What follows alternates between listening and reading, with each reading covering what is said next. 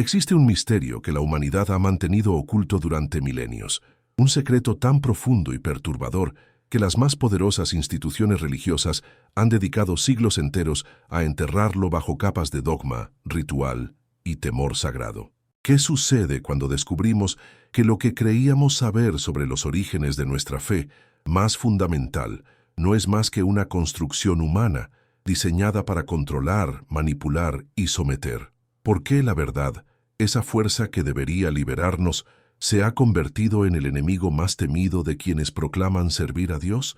En los rincones más oscuros de la historia religiosa, donde los pergaminos antiguos susurran secretos que jamás debieron ver la luz, se encuentra la respuesta a una pregunta que pocos se atreven a formular. ¿Qué había antes del primer versículo de la Biblia? ¿Qué contenía ese mítico capítulo 0 que, según algunos estudiosos heréticos, fue deliberadamente eliminado de las escrituras sagradas para preservar el poder de una élite clerical que temía más a la ilustración de los fieles que a la condenación eterna? Baruch Spinoza, el filósofo judío que se atrevió a pensar lo impensable, quien fue excomulgado, maldecido y condenado al ostracismo por una comunidad que no pudo tolerar la luminosidad de su razón, había vislumbrado esta verdad décadas antes de que los arqueólogos modernos comenzaran a desenterrar fragmentos de textos que confirmaban sus más audaces especulaciones. En su obra magna, La Ética, y más específicamente en su Tratado Teológico-Político, Spinoza no solo cuestionó la autoría divina de las Escrituras, sino que fue más allá. Sugirió que los textos sagrados habían sido deliberadamente alterados, censurados y manipulados por hombres que se arrogaron el derecho de decidir qué verdades podía conocer la humanidad y cuáles debían permanecer enterradas para siempre. ¿No es acaso revelador que el mismo hombre que declaró que Dios y la naturaleza eran uno solo, que la divinidad no era un ente separado, sino la sustancia misma de todo lo que existe, fuera precisamente quien señaló las inconsistencias, las contradicciones y los vacíos deliberados en los textos que millones de personas consideraban la palabra literal e inmutable del Altísimo? La historia que estamos a punto de desentrañar no es simplemente una especulación filosófica, sino el resultado de décadas de investigación clandestina llevada a cabo por eruditos que arriesgaron sus carreras académicas, su reputación y, en algunos casos, su propia seguridad personal, para revelar lo que las autoridades religiosas han tratado de mantener oculto. Durante siglos, fragmentos de manuscritos antiguos han aparecido en monasterios abandonados, en cuevas del desierto, en bibliotecas privadas de coleccionistas que prefieren el anonimato, y todos estos textos apuntan hacia la misma conclusión perturbadora. Existió un tiempo en que las escrituras contenían información radicalmente diferente sobre la naturaleza de Dios, sobre el origen del universo, sobre la relación entre lo divino y lo humano, información que fue sistemáticamente eliminada porque amenazaba los cimientos mismos del poder eclesiástico. Mientras contemplas estas palabras, tal vez desde la comodidad de tu hogar, en cualquier rincón del mundo donde la curiosidad intelectual aún no ha sido completamente sofocada por el conformismo, te invito a que nos acompañes en este viaje hacia lo prohibido. Escribe en los comentarios desde qué país y ciudad nos sigues, qué hora marca tu reloj, en este momento preciso en que la verdad está siendo revelada, porque este no es un conocimiento que deba permanecer aislado. Comparte esta revelación con alguien cercano, con esa persona en tu vida que, como tú, no teme cuestionar lo establecido, y hazlo con la esperanza de que las bendiciones de la sabiduría y la comprensión lleguen no solo a ustedes, sino a todas las generaciones de sus familias que vendrán después, porque la verdad, una vez liberada, tiene el poder de transformar no solo a individuos, sino a linajes enteros. ¿Qué encontraron exactamente estos investigadores clandestinos que ha causado tal conmoción en los círculos académicos más discretos? Los fragmentos más antiguos del texto que hoy conocemos como Génesis contenían, al parecer, un prólogo que precedía al famoso «En el principio creó Dios los cielos y la tierra». Este capítulo perdido, este capítulo 0 que fue borrado de la historia, describía no la creación ex nihilo que nos han enseñado, sino algo mucho más perturbador y filosóficamente revolucionario. Describía un proceso de emanación divina, en el cual Dios no creaba el universo como un artesano externo que moldea la arcilla, sino que se desplegaba a sí mismo en la realidad, convirtiéndose en cada partícula de materia, en cada pensamiento, en cada emoción, en cada acto de conciencia que jamás existió o existirá. Esta visión, que los teólogos de los primeros siglos del cristianismo consideraron peligrosamente panteísta, era exactamente la misma que Spinoza desarrollaría con rigor matemático más de 1000 años después, cuando declaró que Deus sive natura, Dios o la naturaleza, eran simplemente dos nombres para referirse a la misma sustancia infinita e indivisible. Es casualidad que el filósofo que fue declarado hereje por judíos, cristianos y musulmanes por igual, hubiera llegado independientemente a las mismas conclusiones que contenían los textos más antiguos de la tradición judeocristiana. ¿O será que Spinoza, con esa intuición genial que caracteriza a los verdaderos visionarios, había logrado reconstruir mediante la pura razón lo que los censores eclesiásticos habían tratado de erradicar mediante la fuerza bruta? Los implications de este descubrimiento van mucho más allá de la mera curiosidad histórica o arqueológica. Si es cierto que las escrituras fueron deliberadamente alteradas para eliminar cualquier rastro de panteísmo, cualquier sugerencia de que lo divino y lo natural son aspectos de una misma realidad, entonces toda la estructura del poder religioso occidental se tambalea sobre cimientos de arena. ¿Cómo puede una iglesia mantener su autoridad como intermediaria entre Dios y los humanos si resulta que Dios no está separado de los humanos, sino que es la esencia misma de su ser? ¿Cómo puede el clero justificar su papel de intérprete exclusivo de la voluntad divina si la divinidad no es un soberano distante que emite decretos, sino la fuerza inmanente que opera en cada momento de nuestra existencia? ¿Cómo pueden las instituciones religiosas mantener a los fieles en un estado de dependencia y temor si descubren que no necesitan intermediarios para acceder a lo sagrado, porque lo sagrado es la sustancia misma de la que están hechos? La censura de este capítulo 0 no fue, por tanto, un acto de preservación doctrinal, sino una operación de ingeniería social destinada a mantener intacta una estructura de poder que dependía fundamentalmente de la separación artificial entre lo divino y lo humano, entre lo sagrado y lo profano, entre los elegidos y los condenados. Los primeros padres de la Iglesia, aquellos hombres que se arrogaron el derecho de decidir qué textos serían considerados canónicos y cuáles serían relegados al olvido o la destrucción, comprendieron instintivamente que el panteísmo era incompatible con la autoridad clerical. Un Dios que es todo y está en todo no necesita sacerdotes que lo representen. Una divinidad que es inmanente a la naturaleza no requiere templos especiales para ser adorada. Una fuerza sagrada que opera desde el interior de cada conciencia no demanda rituales externos para ser contactada. Pero la eliminación del capítulo 0 no fue simplemente una sustracción, sino también una adición. Los textos que conocemos hoy como las primeras líneas del Génesis fueron, según estos fragmentos recientemente descubiertos, una composición posterior, diseñada específicamente para establecer la dualidad fundamental que permitiría el control clerical, un Dios trascendente, que existe separado de su creación, un universo que es meramente materia inerte hasta que la voluntad divina le infunde significado, una humanidad que necesita revelación externa para comprender su propósito y su destino.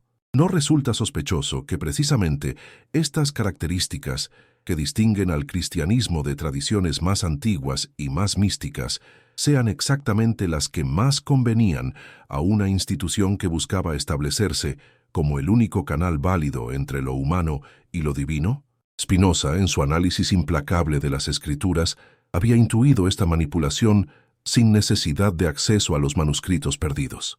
Su formación rabínica le había proporcionado las herramientas filológicas necesarias para detectar inconsistencias estilísticas, anacronismos históricos y contradicciones teológicas que sugerían claramente que los textos habían sido editados, reescritos y censurados a lo largo de los siglos. Cuando declaró que Moisés no pudo haber escrito el Pentateuco completo porque incluía relatos de su propia muerte, no estaba simplemente ejercitando su capacidad crítica, sino señalando hacia una verdad mucho más profunda y perturbadora. Las Escrituras no eran la palabra inmutable de Dios, sino el resultado de un proceso histórico complejo en el cual diferentes grupos humanos habían insertado, eliminado y modificado contenido según sus propios intereses políticos y teológicos. Pero ¿qué contenía exactamente ese capítulo perdido que resultaba tan amenazante para el establishment religioso? Los fragmentos que han llegado hasta nosotros, preservados en lenguas antiguas, que solo unos pocos especialistas pueden descifrar, describían un cosmos en el cual la distinción entre creador y creación era artificial y engañosa. En lugar del Dios antropomórfico, que camina por el jardín del Edén y conversa con Adán como un jardinero conversaría con su empleado, estos textos presentaban una divinidad que era simultáneamente la sustancia de la cual todo emerge y la fuerza que anima todo movimiento, todo cambio, todo desarrollo. En lugar de la creación como un acto único realizado en 6 días por una voluntad externa, estos manuscritos describían la emanación como un proceso eterno y continuo en el cual lo infinito se despliega constantemente en formas finitas, sin agotarse jamás, sin disminuir jamás, sin separarse jamás de sus manifestaciones. Esta visión, que los estudiosos han comenzado a llamar panteísmo bíblico primordial, no solo era compatible con el espinosismo, sino que prácticamente lo anticipaba en todos sus aspectos fundamentales. La idea de que Dios es la naturaleza naturante, la fuerza creativa que opera desde el interior de todas las cosas, aparecía claramente expresada en estos textos antiguos. La noción de que cada individuo es un modo particular de la sustancia infinita, una expresión específica y temporal de la potencia divina, estaba explícitamente formulada en pasajes que describían a los seres humanos no como criaturas separadas de su Creador, sino como aspectos conscientes de la autoconciencia divina. La comprensión de que la salvación no consiste en la trascendencia de la naturaleza, sino en la comprensión profunda de nuestra identidad esencial con ella, permeaba cada línea de estos manuscritos prohibidos. ¿Por qué entonces esta visión, que parece mucho más elevada espiritualmente y mucho más satisfactoria intelectualmente que el dualismo que la reemplazó, fue considerada tan peligrosa que mereció ser completamente erradicada de la tradición? La respuesta nos lleva directamente al corazón del problema del poder religioso y de la manipulación de las masas a través del temor sagrado. Un Dios separado de su creación puede ser representado por intermediarios humanos. Un Dios que es idéntico a la naturaleza solo puede ser conocido directamente a través de la experiencia y la razón.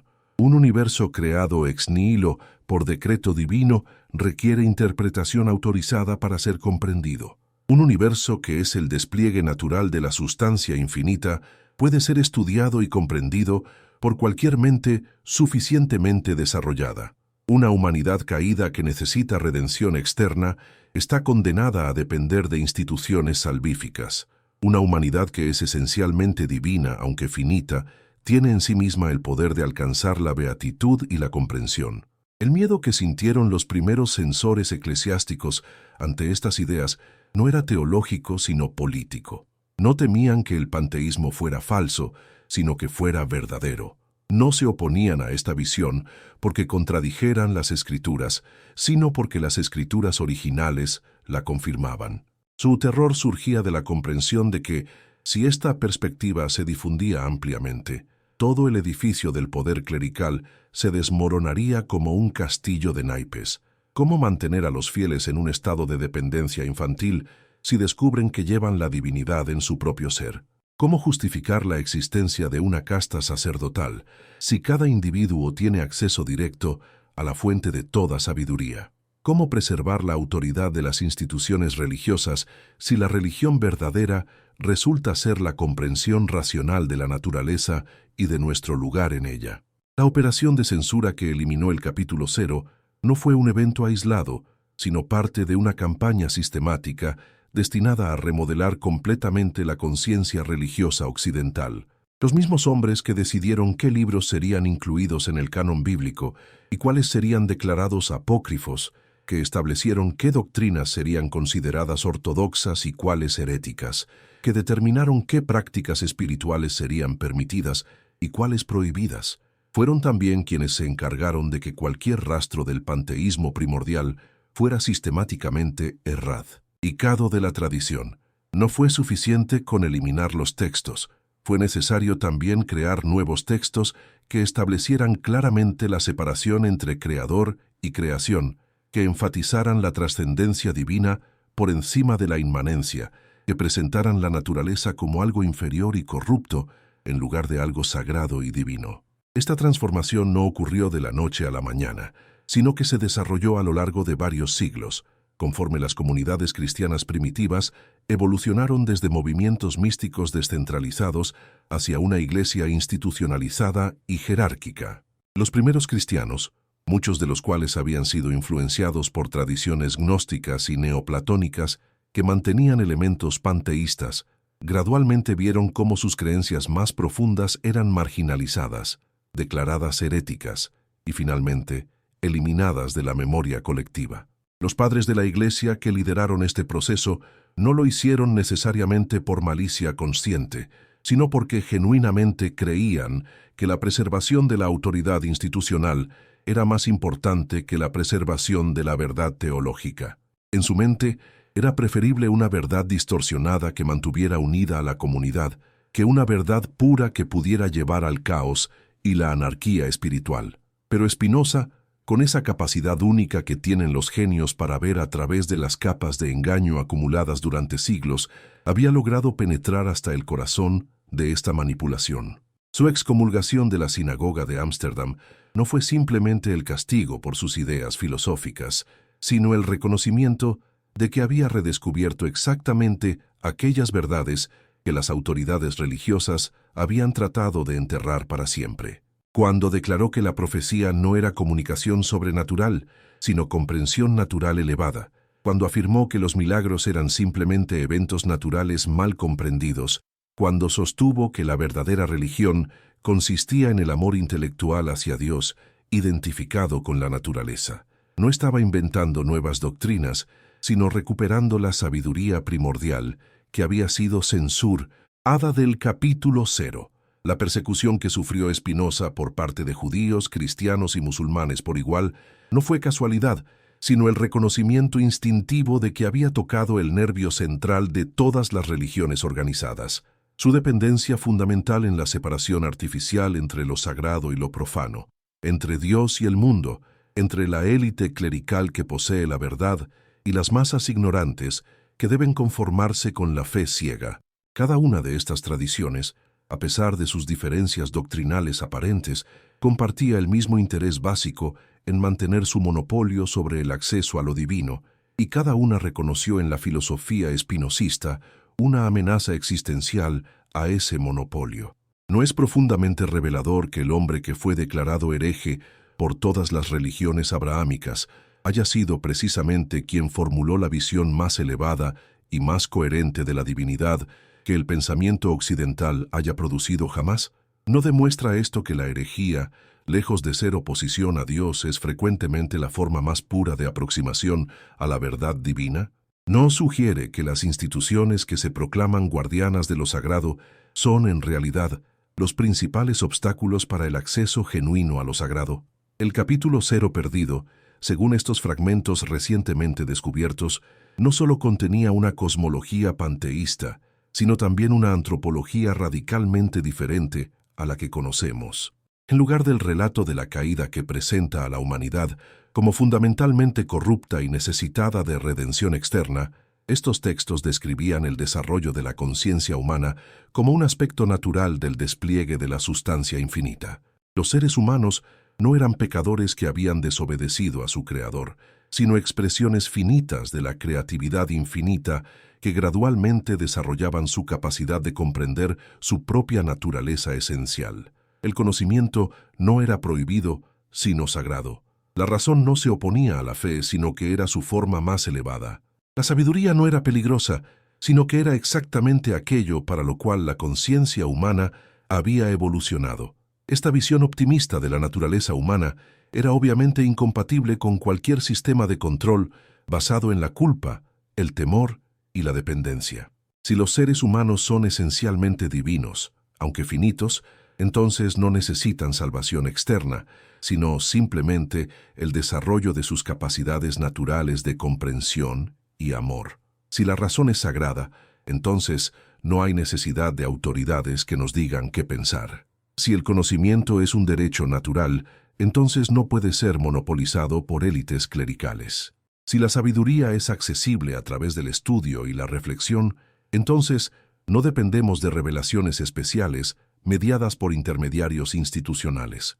Los censores que eliminaron este capítulo comprendieron perfectamente las implicaciones políticas de estas ideas. No fue teología lo que los motivó, sino sociología del poder. No fueron consideraciones espirituales lo que guió su decisión, sino cálculos estratégicos sobre cómo mantener el control sobre poblaciones que, de otro modo, podrían desarrollar su autonomía intelectual y espiritual. La creación del dualismo que caracteriza a las religiones occidentales no fue un descubrimiento teológico, sino una invención política, diseñada específicamente para crear y mantener la dependencia de las masas respecto a las instituciones religiosas. Spinoza había comprendido esta dinámica con una claridad que resultaba intolerable para sus contemporáneos.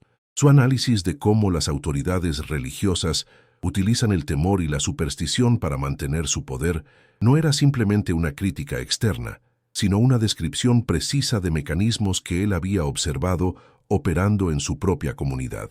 Cuando describió cómo los profetas utilizaban la imaginación popular para transmitir verdades que las masas no podían comprender racionalmente, no estaba desacreditando la profecía, sino explicando cómo funciona la comunicación política a través de símbolos religiosos.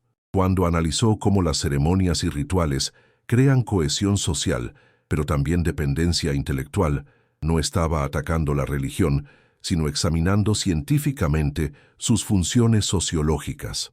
Pero su crimen mayor no fue la crítica de las instituciones religiosas existentes, sino la demostración de que era posible una espiritualidad superior que no dependiera de ninguna institución, de ninguna autoridad externa, de ningún intermediario entre el individuo y lo divino. Su descripción del amor intelectual hacia Dios, como la forma más elevada de beatitud humana, no era simplemente una teoría filosófica, sino una invitación práctica a la liberación espiritual.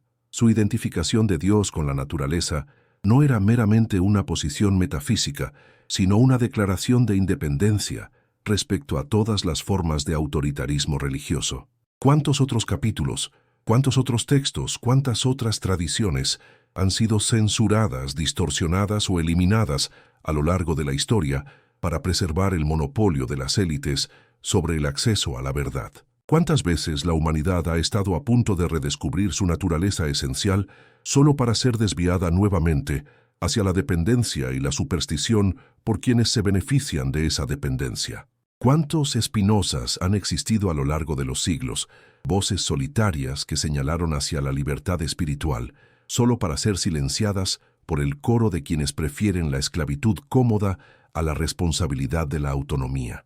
El capítulo 0 no era simplemente el prólogo perdido del Génesis, era el símbolo de todo el conocimiento que ha sido censurado, de toda la sabiduría que ha sido prohibida, de toda la verdad que ha sido sacrificada en el altar del poder institucional. Su eliminación no fue un evento histórico aislado, sino el paradigma de una operación que se ha repetido constantemente a lo largo de la historia humana. La supresión sistemática de cualquier idea, cualquier descubrimiento, cualquier intuición que amenace el monopolio de las élites sobre la interpretación de la realidad. Pero la verdad, como bien sabía Spinoza, tiene una tendencia natural a emerger. La realidad no puede ser distorsionada indefinidamente sin crear tensiones que eventualmente explotan en forma de crisis, revoluciones y transformaciones. El panteísmo que fue censurado del capítulo 0 ha reaparecido una y otra vez a lo largo de la historia, en los místicos medievales que fueron declarados herejes, en los filósofos renacentistas que fueron perseguidos por la Inquisición, en los científicos modernos que han redescubierto la unidad fundamental de todo lo que existe, en los pensadores contemporáneos que han comprendido que la separación entre mente y materia, entre sujeto y objeto, entre lo humano y lo natural, es una ilusión conceptual que debe ser superada. Cada vez que un ser humano experimenta directamente la unidad esencial de toda la realidad. Cada vez que alguien comprende que no existe separación real entre el observador y lo observado, cada vez que una mente se libera de la ilusión de que está separada del universo que estudia, el capítulo 0 es redescubierto. Cada acto de comprensión genuina, cada momento de amor desinteresado, cada experiencia de belleza que nos transporta más allá de nuestras preocupaciones egocéntricas, es una recuperación parcial de esa sabiduría primordial que los censores trataron de eliminar para siempre. Spinoza no fue simplemente un filósofo que desarrolló un sistema metafísico interesante. Fue el hombre que logró reconstruir, mediante la pura fuerza de la razón y la intuición, exactamente aquella comprensión de la realidad que había sido censurada del capítulo 0. Su ética no es meramente un tratado de filosofía, es la recuperación de una sabiduría ancestral que había sido deliberadamente ocultada para mantener a la humanidad en un estado de dependencia espiritual. Su identificación de Dios con la naturaleza no fue una innovación radical, sino el redescubrimiento de la verdad más antigua y más fundamental sobre la realidad. Y por eso fue tan peligroso. Por eso tuvo que ser excomulgado, censurado, marginado, reducido al silencio, porque había encontrado la clave que podía liberar a la humanidad de siglos de manipulación religiosa, porque había demostrado que no necesitamos intermediarios para acceder a lo sagrado, que no dependemos de autoridades externas para comprender nuestro propósito, que llevamos en nosotros mismos todo lo necesario para alcanzar la beatitud y la sabiduría. Pero, ¿qué nos dice todo esto sobre nuestra situación actual? ¿Qué relevancia tiene este conocimiento para quienes vivimos en una época en que las instituciones religiosas tradicionales han perdido gran parte de su poder coercitivo, pero en que nuevas formas de autoridad intelectual y cultural han ocupado su lugar? ¿No será que los mecanismos que censuraron el capítulo 0 siguen operando bajo formas diferentes, manteniendo a las masas en un estado de dependencia respecto a élites que se han secularizado, pero que conservan la misma función de control que ejercían antiguamente las jerarquías clericales? La recuperación del capítulo 0 no es simplemente un ejercicio de arqueología textual, sino una operación de liberación contemporánea. Cada vez que alguien cuestiona las verdades oficiales, cada vez que una mente se niega a aceptar interpretaciones autoritativas de la realidad, cada vez que un individuo confía más en su propia experiencia y razonamiento que en el consenso de las autoridades, el espíritu del capítulo censurado renace. Cada acto de pensamiento independiente, cada momento de comprensión directa, cada experiencia de conexión inmediata con la realidad, es una forma de recuperar lo que los censores trataron de eliminar para siempre. ¿No será que cada uno de nosotros lleva en sí mismo un capítulo 0 personal, una comprensión intuitiva de la unidad fundamental de la realidad que ha sido censurada por años de condicionamiento social, educativo y cultural? ¿No será que el trabajo más importante que podemos realizar no es buscar verdades externas, sino recuperar la sabiduría que ya poseemos, pero que hemos aprendido a ignorar o a desconfiar? ¿No será que Spinoza, más que enseñarnos algo nuevo, nos ayuda a recordar algo que siempre hemos sabido, pero que hemos sido entrenados para olvidar? La historia del capítulo 0 es la historia de nuestra propia alienación de nuestra naturaleza esencial, y su recuperación es el proceso de nuestro retorno a la comprensión de quiénes somos realmente. No somos fragmentos separados de realidad que necesitan ser conectados artificialmente a su fuente. Somos expresiones temporales de la sustancia infinita que nunca ha estado realmente separada de sí misma. No somos pecadores caídos que necesitan redención externa. Somos aspectos finitos de la creatividad infinita que gradualmente desarrollamos nuestra capacidad de comprender nuestra propia naturaleza esencial. El capítulo 0 no fue eliminado definitivamente, fue meramente ocultado, esperando el momento en que las mentes humanas fueran lo suficientemente maduras para redescubrirlo sin ser destruidas por su poder liberador. Ese momento ha llegado. La verdad que Spinoza recuperó mediante la razón pura está ahora al alcance de cualquier persona dispuesta a cuestionar las verdades heredadas y a confiar en su propia capacidad de comprensión directa de la realidad. ¿Estás preparado para leer el capítulo que nunca debiste conocer? ¿Tienes el coraje de enfrentar una verdad que transformará completamente tu comprensión de ti mismo, del universo y de tu lugar en él? ¿Puedes tolerar la responsabilidad de una libertad espiritual que no depende de ninguna autoridad externa, de ninguna institución salvífica, de ningún intermediario entre tú y lo divino? Porque una vez que hayas comprendido lo que contenía el capítulo 0, una vez que hayas experimentado directamente la unidad esencial de toda la realidad, ya no podrás regresar al estado de dependencia espiritual en que la mayoría de la humanidad ha vivido durante milenios. La revelación de Spinoza no fue simplemente que Dios y la naturaleza son la misma cosa, sino que tú eres una expresión particular y preciosa de esa divinidad natural. Tu conciencia no es un accidente cósmico, sino una forma específica en que el universo se conoce a sí mismo. Tu capacidad de amar, de comprender, de crear, de experimentar belleza, no son características meramente humanas, sino aspectos de la creatividad y la conciencia infinitas que se expresan a través de tu individualidad finita. Esta comprensión no te separa del resto de la humanidad, sino que te conecta más profundamente con todos los seres, porque reconoces en cada uno de ellos la misma esencia divina que descubres en ti mismo. No te hace arrogante, sino humilde, porque comprendes que tu grandeza no es personal, sino cósmica. No te vuelve indiferente al sufrimiento de otros, sino más compasivo, porque sabes que su dolor es literalmente tu propio dolor experimentado desde una perspectiva diferente. El capítulo 0 que fue censurado no contenía información sobre acontecimientos históricos remotos. Contenía la clave para comprender lo que está sucediendo en este momento, en tu conciencia, mientras lees estas palabras. Describía el proceso eterno mediante el cual la sustancia infinita se despliega en formas finitas sin dejar de ser infinita, el misterio mediante el cual lo temporal emerge de lo eterno sin separarse de ello, la manera en que lo uno se manifiesta como múltiple sin perder su unidad esencial. La censura de este capítulo fue la censura de tu propia divinidad esencial.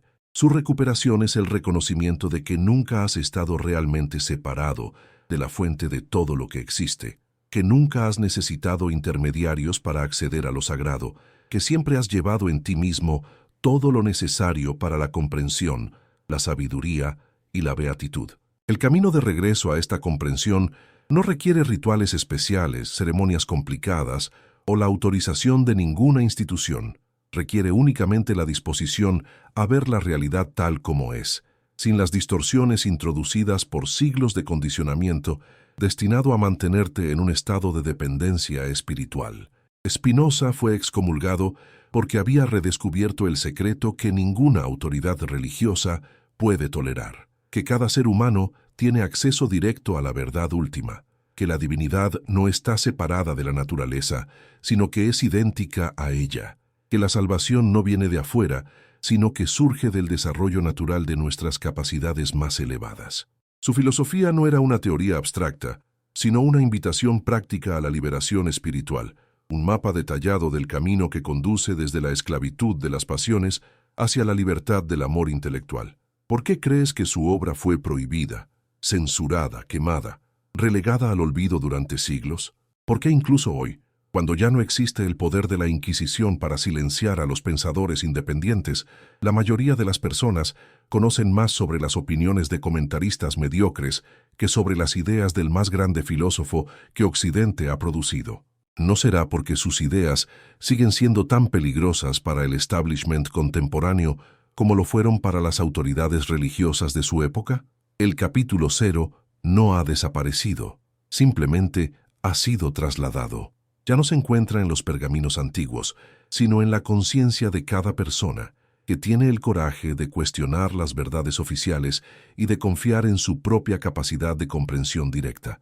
Ya no está escrito en lenguas muertas, sino en el lenguaje universal de la experiencia inmediata. Ya no necesita ser descifrado por especialistas, sino que puede ser leído por cualquier mente suficientemente clara para ver a través de las ilusiones que nos separan de la realidad. Cada momento en que experimentas la unidad esencial de todo lo que existe, cada instante en que comprendes que no hay separación real entre tú y el universo, Cada segundo en que sientes el amor que conecta todas las cosas, estás leyendo el capítulo 0. Cada vez que tu mente se libera de las categorías dualistas que dividen artificialmente la realidad, cada vez que tu corazón se abre a la compasión universal que surge del reconocimiento de nuestra identidad esencial, cada vez que tu conciencia se expande hasta abarcar la totalidad de lo que es, estás recuperando la sabiduría que fue censurada. La verdad que Spinoza redescubrió no puede ser definitivamente suprimida, porque no depende de textos externos, sino de la estructura misma de la realidad. Mientras exista conciencia capaz de reflexionar sobre sí misma, mientras haya mentes capaces de cuestionar las apariencias y penetrar hacia la esencia, mientras subsista la capacidad humana de amor y comprensión, el capítulo 0 seguirá siendo redescubierto una y otra vez, por individuos que tienen el coraje de pensar independientemente y la sabiduría de confiar en su propia experiencia directa de lo sagrado. ¿No sientes que algo en ti reconoce la verdad de estas palabras, algo que trasciende el condicionamiento cultural y religioso que has recibido? ¿No hay una parte de tu ser que siempre ha sabido que estás conectado íntimamente con todo lo que existe, que tu esencia más profunda es idéntica a la esencia del universo entero? ¿No has experimentado momentos en que las barreras entre tú y la realidad se disuelven, revelando una unidad fundamental que ninguna filosofía dualista puede explicar adecuadamente? Esos momentos son lectura del capítulo 0. Esas experiencias son recuperación de la sabiduría primordial. Esos instantes de comprensión directa son exactamente lo que las autoridades religiosas han tratado de censurar durante milenios, porque saben que una humanidad que reconoce su naturaleza esencial divina ya no necesita salvadores externos, intermediarios institucionales o intérpretes autorizados de la realidad. La historia del capítulo 0 perdido es realmente la historia de nuestra propia alienación de nuestra naturaleza más profunda, y su recuperación es el proceso de nuestro despertar a lo que realmente somos. No somos visitantes temporales en un universo ajeno, somos expresiones locales de la creatividad cósmica, no somos observadores separados de la realidad que estudiamos, somos formas particulares en que la realidad se conoce a sí misma. No somos pecadores que necesitan redención, somos aspectos finitos de la perfección infinita que gradualmente desarrollamos nuestra capacidad de reconocer nuestra propia naturaleza esencial. Esta comprensión no te convierte en una persona especial diferente del resto de la humanidad. Te revela que toda la humanidad es especial de la misma manera. No te otorga privilegios espirituales superiores a los de otros. Te muestra que todos compartimos la misma dignidad esencial. No te separa de la comunidad humana. Te conecta más profundamente con ella, porque reconoces en cada rostro humano la misma conciencia divina que descubres en ti mismo. El legado de Spinoza no es un sistema filosófico que debamos estudiar académicamente, sino una invitación práctica a la liberación de todas las formas de esclavitud espiritual. Su demostración de que Deus sive natura no era una especulación metafísica, sino una descripción precisa de lo que puedes verificar directamente en tu propia experiencia. Su análisis de las pasiones humanas no era psicología teórica, sino un manual práctico para la transformación de la conciencia. Su descripción del amor intelectual hacia Dios no era misticismo abstracto, sino la indicación de un estado de conciencia accesible a cualquier persona dispuesta a desarrollar sus capacidades naturales de comprensión y amor. ¿Por qué entonces la mayoría de las personas continúan viviendo como si estuvieran separadas de la fuente de todo lo que existe? ¿Por qué siguen buscando fuera de sí mismas lo que solo puede ser encontrado en lo más profundo de su propio ser? ¿Por qué persisten en depender de autoridades externas para interpretar una realidad que está constantemente revelándose directamente a su conciencia? La respuesta nos lleva de vuelta al motivo original por el cual el capítulo 0 fue censurado, porque existen fuerzas sociales, culturales y económicas que se benefician de mantener a las masas en un estado de dependencia espiritual e intelectual. Pero estas fuerzas, por poderosas que parezcan, no pueden alterar la estructura fundamental de la realidad. No pueden cambiar el hecho de que cada conciencia individual es una expresión particular de la conciencia universal. No pueden eliminar la tendencia natural de la mente hacia la comprensión y el amor. No pueden suprimir definitivamente la capacidad humana de experiencia directa de lo sagrado.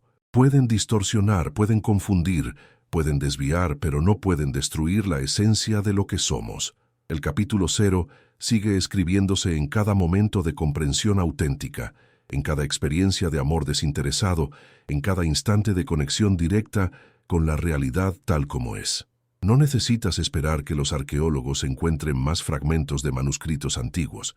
No dependes de que los especialistas descifren textos en lenguas muertas. No requieres que las autoridades académicas o religiosas te autoricen a acceder a esta sabiduría. Llevas el capítulo 0 completo en tu propia conciencia, esperando únicamente que tengas el coraje de leerlo sin los filtros distorsionantes que te han enseñado a interponer entre tu experiencia directa y tu comprensión de lo que esa experiencia significa. La verdadera revolución espiritual no consiste en adoptar nuevas creencias, sino en liberarse de la necesidad de creer en lugar de conocer directamente. No requiere seguir nuevos maestros, sino aprender a confiar en el maestro interior que nunca te ha abandonado.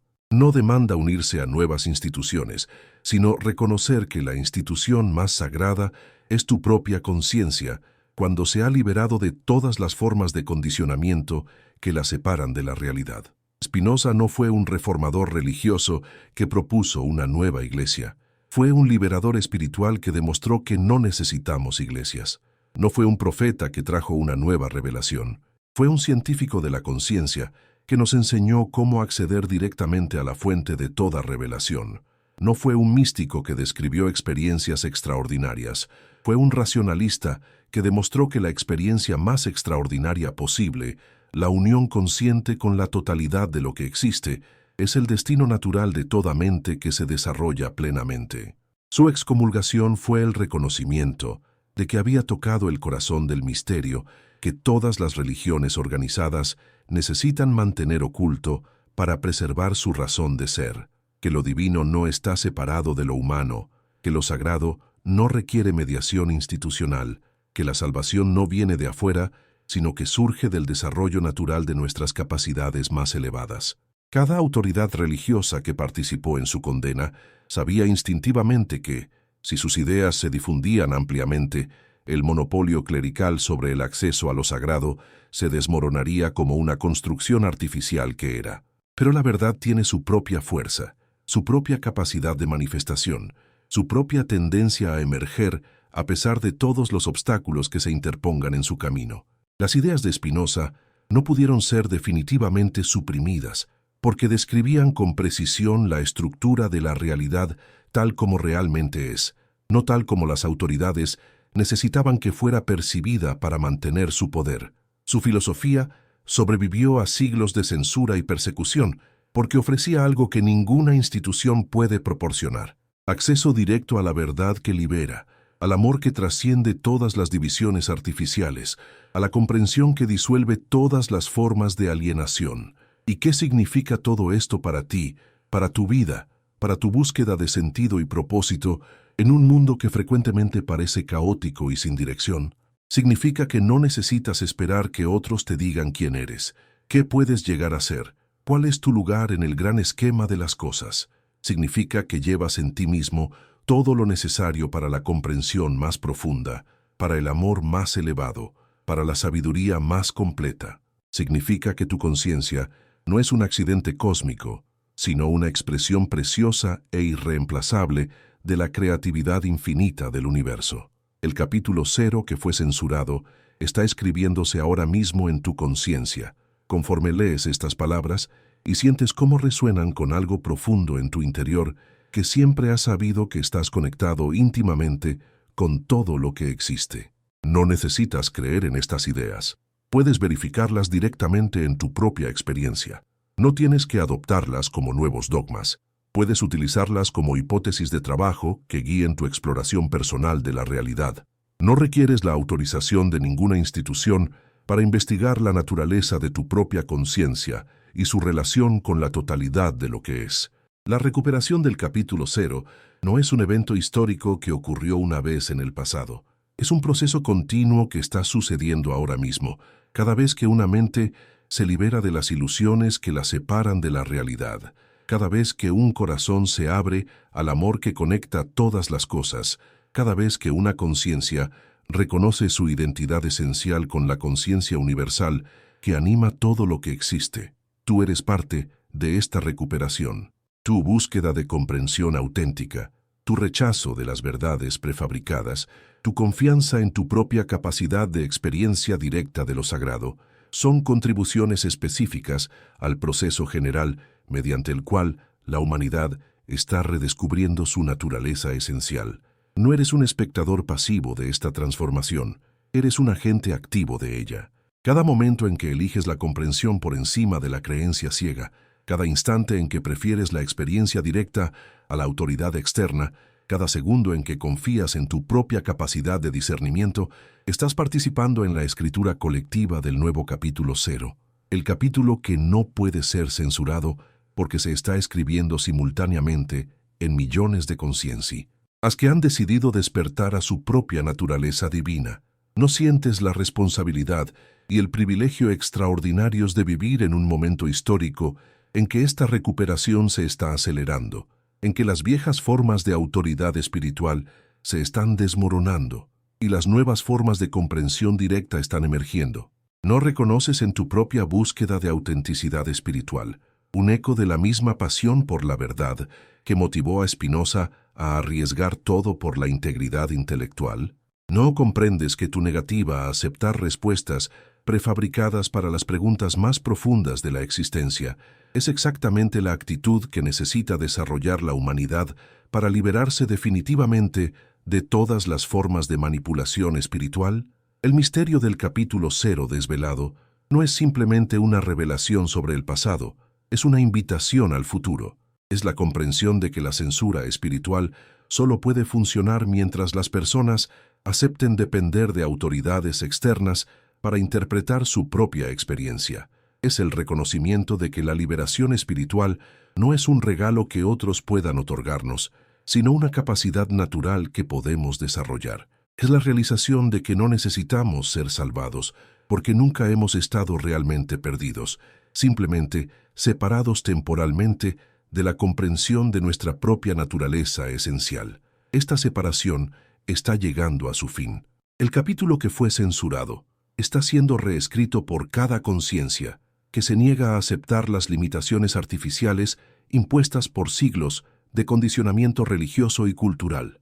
La sabiduría que fue prohibida está siendo redescubierta por cada mente que tiene el coraje de explorar directamente la realidad en lugar de conformarse con interpretaciones ajenas de esa realidad. Tú eres parte de este redescubrimiento. Tu conciencia es uno de los lugares donde el capítulo 0 está siendo recuperado. Tu búsqueda es una contribución específica al proceso general mediante el cual la humanidad está reclamando su herencia espiritual legítima. No eres un buscador solitario, sino un participante en una transformación colectiva que está ocurriendo simultáneamente en innumerables conciencias que han decidido que ya no van a permitir que otros definan por ellas lo que es posible, lo que es real, lo que es sagrado. El futuro pertenece a quienes tienen el coraje de leer el capítulo que nunca debieron conocer, de pensar los pensamientos que nunca debieron pensar, de experimentar las realidades que nunca debieron experimentar. El futuro pertenece a la humanidad despierta, a la humanidad que ha redescubierto su naturaleza divina esencial, a la humanidad que ya no necesita intermediarios para acceder a lo sagrado porque ha comprendido que es sagrada en sí misma. ¿Estás listo para ser parte de ese futuro?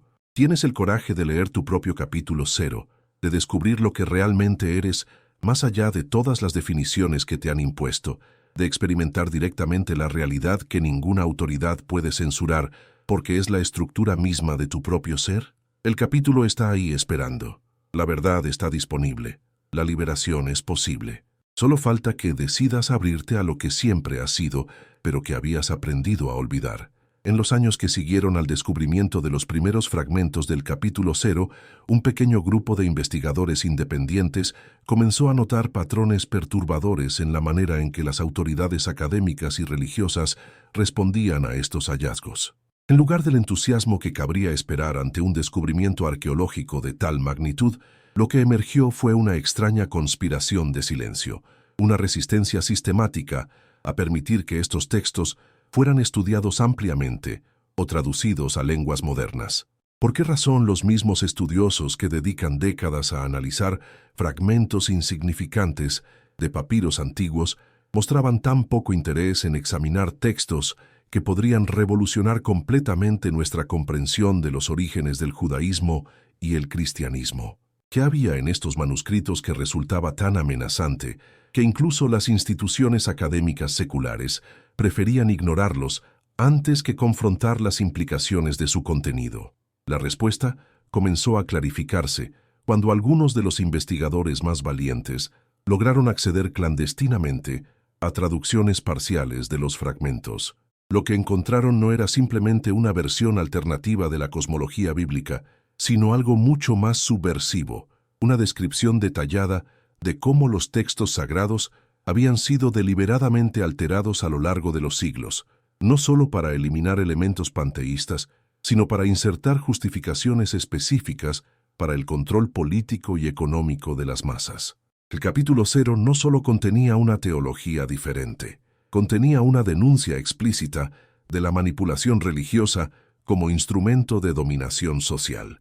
Según estos fragmentos, los redactores tardíos de las Escrituras habían insertado deliberadamente narraciones que presentaban la obediencia ciega a la autoridad como virtud suprema, que glorificaban la pobreza y el sufrimiento como caminos hacia la salvación, que establecían jerarquías rígidas entre elegidos y condenados, entre puros e impuros, entre aquellos que tenían derecho a interpretar la palabra divina y aquellos que debían limitarse a obedecer sin cuestionar.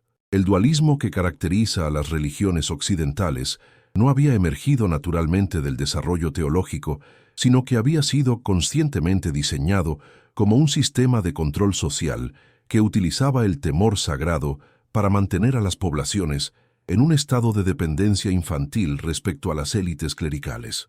¿Cómo podía Spinoza haber intuido estas manipulaciones sin acceso a los textos censurados? La respuesta revela la profundidad extraordinaria de su genio filosófico. Había comprendido que cualquier sistema de pensamiento que requiera la supresión de la capacidad crítica para ser aceptado, que demande fe ciega en lugar de comprensión racional, que establezca castas de iniciados versus profanos, que utilice el temor como motivación principal, no puede estar basado en la verdad genuina, sino en la voluntad de poder disfrazada de espiritualidad. Su análisis de las Escrituras no se limitaba a señalar inconsistencias textuales, revelaba los mecanismos psicológicos y sociológicos mediante los cuales las autoridades religiosas mantienen su dominio sobre las conciencias. Cuando Spinoza declaró que el fin del Estado no es convertir a los hombres de seres racionales en bestias o autómatas, sino que su mente y su cuerpo desempeñen sus funciones con seguridad y que ellos mismos usen su razón libre, no estaba simplemente defendiendo la tolerancia religiosa, estaba denunciando específicamente el proyecto de bestialización espiritual que había sido implementado mediante la censura del capítulo 0 y la imposición de versiones distorsionadas de las Escrituras. Había comprendido que la verdadera herejía no consistía en cuestionar los dogmas oficiales, sino en aceptarlos sin examen crítico. Los fragmentos del capítulo 0 describían una humanidad originalmente concebida no como esclava de fuerzas cósmicas superiores, sino como colaboradora consciente en el despliegue creativo del universo. Los seres humanos no habían sido creados para obedecer órdenes incomprensibles emanadas de una divinidad antropomórfica y caprichosa, sino para desarrollar gradualmente su capacidad de comprensión hasta alcanzar una participación consciente en la creatividad cósmica. El conocimiento no era prohibido sino sagrado. La razón no se oponía a la espiritualidad, sino que era su expresión más elevada. La autonomía intelectual no constituía rebelión contra Dios, sino maduración hacia la imagen divina que los humanos estaban destinados a realizar. Esta visión optimista de la naturaleza y el destino humanos era obviamente incompatible con cualquier sistema de control basado en la dependencia, la culpa y el temor. Si los seres humanos estaban destinados a desarrollar su autonomía racional, entonces no necesitaban tutores espirituales permanentes. Si el conocimiento era sagrado, entonces no podía ser monopolizado por élites clericales. Si la razón era expresión de la imagen divina en el hombre, entonces su desarrollo no podía ser limitado por autoridades que temían las conclusiones a las que podría llegar. Si la colaboración consciente con la creatividad cósmica era el propósito de la existencia humana, entonces las instituciones que mantenían a las masas en estado de pasividad espiritual estaban trabajando contra el plan divino, no a favor de él. Pero ¿cómo habían logrado los censores convencer a comunidades enteras de que aceptaran una versión tan empobrecida de su propia naturaleza y destino? Los fragmentos revelaban que la operación no había sido súbita, sino gradual, desarrollándose a lo largo de varios siglos mediante la introducción sistemática de elementos que alteraban progresivamente la autoimagen de los creyentes. Primero, se había establecido la separación radical entre creador y creación, presentando el universo como algo ajeno a la divinidad en lugar de algo que es la divinidad manifestándose. Segundo, se había introducido la noción de caída original, que transformaba la condición humana de privilegiada a maldita. Tercero, se había desarrollado la idea de salvación externa, que convertía la autonomía espiritual de bendición en maldición. Cada uno de estos elementos había requerido la eliminación de pasajes específicos del capítulo 0 y la adición de material nuevo diseñado para justificar la nueva perspectiva. La operación había sido tan sistemática y tan exitosa que para el tiempo de Spinoza casi nadie recordaba que había existido una versión alternativa de estas ideas fundamentales. Las pocas tradiciones que habían preservado elementos de la sabiduría original habían sido marginalizadas como heréticas, gnósticas o paganas, y sus textos habían sido destruidos siempre que era posible. Spinoza, sin embargo, había logrado reconstruir la visión original mediante un proceso que él mismo describía como geométrico, partiendo de definiciones claras de conceptos fundamentales como sustancia, atributo y modo. Había desarrollado, mediante deducción rigurosa, una comprensión de la realidad que coincidía exactamente con lo que los fragmentos del capítulo 0 describían. Su método no había sido arqueológico, sino puramente racional, pero había llegado a las mismas conclusiones que los textos censurados. Dios es la naturaleza. Los seres humanos son expresiones finitas de la sustancia infinita. El desarrollo de la razón es el camino hacia la beatitud. La comprensión de nuestra identidad esencial con la totalidad es la forma más elevada de espiritualidad. ¿Cómo explicar esta convergencia extraordinaria entre la intuición filosófica y los textos históricos perdidos? La respuesta nos lleva al corazón de la comprensión spinozista de la naturaleza de la verdad. La realidad tiene una estructura lógica inherente que puede ser descubierta por cualquier mente suficientemente clara, independientemente de las fuentes históricas a las que tenga acceso. La verdad no depende de revelaciones externas, sino de la capacidad de la razón para penetrar hasta la esencia de las cosas. Los manuscritos antiguos no eran autoridades a las que había que someterse, sino confirmaciones históricas de lo que la razón podía descubrir independientemente. Esta perspectiva era radicalmente subversiva respecto a todas las formas de autoritarismo intelectual, porque implicaba que cualquier persona, independientemente de su origen social, su educación formal o su afiliación institucional, tenía acceso potencial a la verdad más elevada. No se requería iniciación especial, ordenación clerical o autorización académica para comprender la naturaleza fundamental de la realidad. Se necesitaba únicamente claridad mental, honestidad intelectual y la disposición a seguir la lógica de las ideas hasta sus conclusiones últimas, sin importar cuán perturbadoras pudieran resultar para las creencias establecidas.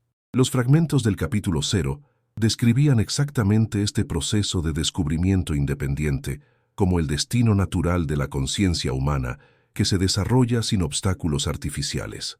La mente humana, cuando no está distorsionada por condicionamientos que la separan de la realidad, tiende naturalmente hacia la comprensión de su identidad esencial con la totalidad de lo que existe. El panteísmo no era una filosofía exótica que requería argumentación compleja, era la perspectiva natural de cualquier conciencia que hubiera superado las ilusiones dualistas que la separaban artificialmente de su fundamento cósmico. ¿Por qué entonces la mayoría de las personas no llegan espontáneamente a estas comprensiones? Los textos censurados explicaban que el condicionamiento dualista había sido tan sistemático y tan profundo que había alterado la estructura misma de la percepción humana, creando patrones mentales que impedían el reconocimiento de la unidad fundamental. Las generaciones que crecieron después de la censura del capítulo 0 no simplemente carecían de información sobre su naturaleza esencial, habían sido entrenadas activamente para percibir la realidad de maneras que hacían invisible esa naturaleza esencial. El dualismo no era meramente una creencia intelectual, sino una forma de organización perceptual que fragmentaba automáticamente la experiencia en categorías opuestas. Sagrado versus profano, espíritu versus materia, Dios versus mundo, alma versus cuerpo, razón versus fe, individual versus cósmico. Spinoza había comprendido que la superación de estas fragmentaciones no podía lograrse simplemente mediante argumentos filosóficos, porque las divisiones dualistas operaban en un nivel más profundo que el pensamiento consciente. Se requerían ejercicios específicos de reentrenamiento perceptual que permitieran a la mente recuperar su capacidad natural de percibir la unidad esencial de toda la realidad. Su ética no era simplemente un tratado teórico, sino un manual práctico de transformación de la conciencia, diseñado para guiar gradualmente al lector desde las ilusiones dualistas hacia la comprensión panteísta de la realidad. Pero ¿por qué este proceso de recuperación resultaba tan difícil, incluso para mentes genuinamente interesadas en la verdad? Los fragmentos revelaban que los censores habían sido extraordinariamente astutos en su comprensión de la psicología humana. No se habían limitado a eliminar información, habían creado sistemas de recompensa y castigo que hacían psicológicamente costoso cuestionar las verdades oficiales. La duda intelectual había sido redefinida como pecado moral. La curiosidad había sido presentada como arrogancia espiritual. La confianza en la propia experiencia había sido caracterizada como orgullo satánico. La búsqueda de comprensión independiente había sido etiquetada como rebelión contra la voluntad divina. Estos mecanismos psicológicos operaban tan eficientemente que la mayoría de las personas se autocensuraban antes de que fuera necesario aplicar represión externa. El miedo a la condenación, la necesidad de aprobación social, la ansiedad ante la posibilidad de estar equivocados, el terror a la responsabilidad que acompaña a la libertad genuina, creaban barreras internas que eran más efectivas que cualquier prohibición externa. Las personas preferían la seguridad de las verdades garantizadas por autoridades externas, aunque esas verdades fueran limitantes y distorsionadas, a la incertidumbre que acompañaba a la exploración independiente de la realidad. Spinoza había experimentado directamente la operación de estos mecanismos cuando fue excomulgado de su propia comunidad.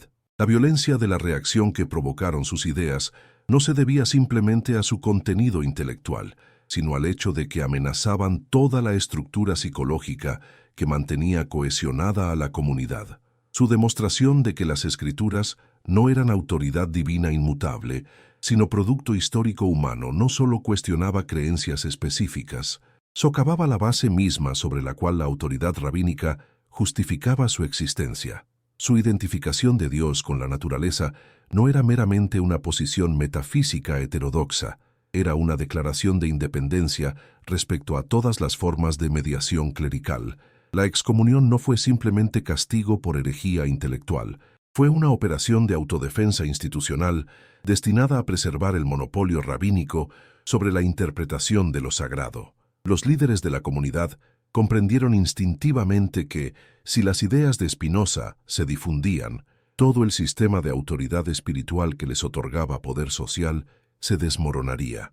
No podían refutar sus argumentos racionalmente, porque sus argumentos eran irrefutables. Solo podían desacreditarlos socialmente y aislarlos psicológicamente, esperando que el ejemplo de su ostracismo disuadiera a otros de seguir caminos similares de investigación independiente. Pero ¿por qué la excomunión no logró silenciar definitivamente a Spinoza, como había ocurrido con tantos otros pensadores independientes a lo largo de la historia? Los fragmentos del capítulo 0 sugerían una respuesta fascinante. Las personas que logran reconectar con su naturaleza esencial se vuelven progresivamente inmunes a las formas convencionales de control social, porque su fuente de seguridad y significado ya no depende de la aprobación externa, sino del reconocimiento interno de su identidad cósmica. La excomunión, en lugar de destruir a Spinoza, lo liberó completamente de cualquier compromiso residual con las expectativas de su comunidad original, permitiéndole desarrollar su filosofía sin las restricciones que habrían operado si hubiera mantenido la esperanza de reconciliación institucional. Esta transformación no fue meramente psicológica, sino ontológica. Spinoza había dejado de identificarse exclusivamente con su personalidad social para reconocerse como una expresión particular de la sustancia infinita. Desde esta perspectiva expandida, la aprobación o desaprobación de cualquier grupo humano específico se volvía irrelevante, porque su sentido de pertenencia ahora abarcaba la totalidad de lo que existe. No se sentía aislado, sino conectado más profundamente que nunca con la realidad fundamental. No experimentaba la excomunión como pérdida, sino como liberación hacia una forma superior de comunión, la comunión directa con el universo entero. Los textos censurados describían exactamente este proceso de transformación como el destino natural de cualquier conciencia que lograra recuperar la memoria de su naturaleza esencial. La identificación con roles sociales limitados cedía gradualmente lugar al reconocimiento de la identidad cósmica. El miedo a la desaprobación humana se disolvía en la comprensión de que la aprobación más importante era la que surgía del alineamiento con la verdad de la realidad. La necesidad de certezas externas se transformaba en confianza en la capacidad de discernimiento interno. La dependencia de autoridades ajenas evolucionaba hacia la autonomía basada en la conexión directa con la fuente de toda autoridad genuina. ¿Cómo explicaban los fragmentos que tan pocas personas a lo largo de la historia hubieran logrado completar esta transformación? La respuesta revelaba la sofisticación extraordinaria del sistema de control que había sido implementado mediante la censura del capítulo 0. No se trataba simplemente de prohibir ideas específicas, sino de crear una cultura entera que recompensara sistemáticamente la dependencia espiritual y castigara la autonomía intelectual. Las instituciones educativas, religiosas, políticas y económicas habían sido diseñadas para funcionar sinérgicamente en la producción de personalidades que prefirieran la seguridad de la obediencia a la responsabilidad de la libertad. Desde la infancia más temprana, los individuos eran entrenados para buscar validación externa antes que comprensión interna, para memorizar respuestas autoritativas antes que desarrollar capacidad de investigación independiente, para temer la soledad que acompaña al pensamiento original antes que valorar la autenticidad que surge de la conexión directa con la realidad. El sistema operaba tan eficientemente que la mayoría de las personas nunca llegaban siquiera a sospechar que existieran alternativas a la dependencia espiritual que se les había inculcado desde el nacimiento.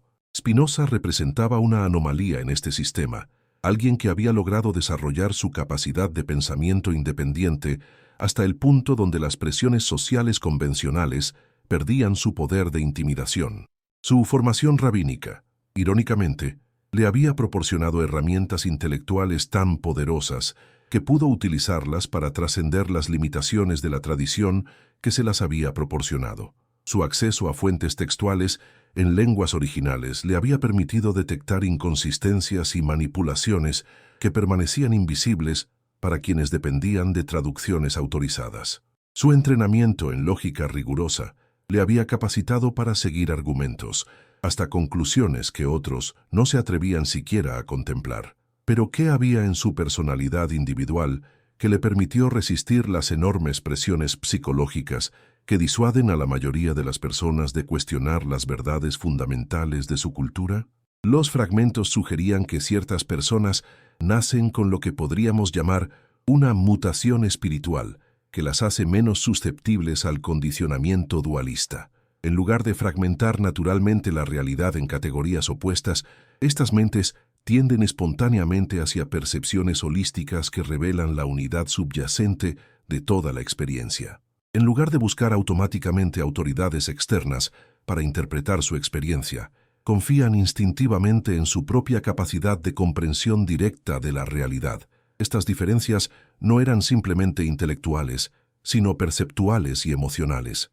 Las personalidades, como la de Spinoza, experimentaban el aislamiento social no como castigo insoportable, sino como oportunidad para profundizar en la conexión con dimensiones más fundamentales de la realidad. La desaprobación de las autoridades establecidas no las aterrorizaba, sino que confirmaba que estaban tocando verdades que esas autoridades necesitaban mantener ocultas. La responsabilidad de pensar independientemente no las agobiaba, sino que las energizaba, porque reconocían en esa responsabilidad la expresión más elevada de sus capacidades naturales. Sin embargo, los textos censurados también advertían que incluso estas personalidades excepcionales podían ser neutralizadas si el sistema de control lograba aislarlas completamente de cualquier confirmación externa de sus intuiciones. El genio individual, por poderoso que sea, necesita al menos un mínimo de resonancia social para mantener la confianza en sus propias percepciones cuando esas percepciones contradicen el consenso de toda su cultura. Spinoza había tenido la extraordinaria fortuna de vivir en Ámsterdam durante un periodo de relativa tolerancia intelectual, donde pudo encontrar al menos algunos interlocutores capaces de apreciar la profundidad de sus ideas, incluso cuando no pudieran aceptar completamente sus conclusiones. ¿Qué habría ocurrido si hubiera nacido en una época de represión más sistemática, cuando incluso la discusión privada de ideas heréticas era castigada con muerte? Los fragmentos sugerían que la historia estaba llena de Spinozas potenciales que habían sido silenciados antes de que pudieran desarrollar completamente su comprensión de la realidad. La censura del capítulo 0 no había sido un evento único, sino el prototipo de una operación que se había repetido constantemente a lo largo de los siglos. La identificación y eliminación de cualquier fuente de sabiduría que pudiera permitir a los individuos desarrollar autonomía espiritual genuina. Esta perspectiva arrojaba nueva luz sobre muchos eventos históricos que convencionalmente habían sido interpretados como conflictos entre diferentes sistemas de creencias religiosas.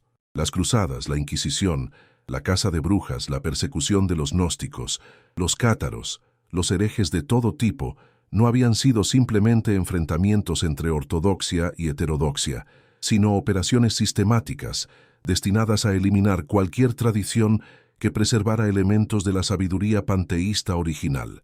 Cada grupo que mantenía la comprensión de que lo divino era inmanente a la naturaleza, de que los seres humanos tenían acceso directo a lo sagrado, de que la autoridad espiritual auténtica surgía del desarrollo interno antes que del nombramiento institucional, había sido identificado como amenaza existencial y exterminado siempre que era posible. Los fragmentos revelaban que muchas de estas tradiciones heréticas habían preservado no solo elementos del capítulo 0, sino textos completos que describían en detalle cómo las escrituras habían sido alteradas y por qué. La destrucción de estas comunidades no había sido motivada por celo religioso, sino por necesidad política. Era imprescindible eliminar cualquier fuente alternativa de información sobre los orígenes de las tradiciones dominantes. La supervivencia de estos grupos habría hecho imposible mantener la ficción de que las versiones oficiales de las escrituras eran originales e inmutables. ¿Cómo explicar entonces que algunos elementos de esta sabiduría censurada hubieran logrado sobrevivir hasta la época de Spinoza? La respuesta nos lleva a comprender la extraordinaria tenacidad de la verdad auténtica y su tendencia a reemerger constantemente, incluso cuando las condiciones parecen completamente desfavorables. Aunque las tradiciones organizadas que preservaban la sabiduría panteísta habían sido sistemáticamente destruidas, individuos aislados habían logrado mantener viva la comprensión a través de linajes secretos de transmisión oral, textos ocultos en bibliotecas privadas, códigos simbólicos incorporados en obras de arte y literatura, prácticas espirituales disfrazadas de ejercicios filosóficos o científicos. Más importante aún, la estructura misma de la realidad aseguraba que la verdad fuera redescubrible independientemente de las fuentes históricas. Cualquier mente suficientemente clara que se dedicara a la investigación rigurosa de la naturaleza fundamental de la conciencia y su relación con el cosmos tendería inevitablemente hacia conclusiones panteístas, porque esas conclusiones describen con precisión la estructura de lo que realmente existe. Spinoza no había necesitado acceso a los textos censurados para redescubrir lo que contenían, porque había utilizado un método de investigación que lo conectaba directamente con la misma realidad que esos textos describían. Su filosofía no era una especulación abstracta, sino una cartografía precisa del territorio ontológico que cualquier explorador suficientemente persistente podría verificar independientemente. Las definiciones de su ética no eran convenciones arbitrarias, sino descripciones exactas de distinciones fundamentales que cualquier análisis riguroso de la experiencia revelaría necesariamente.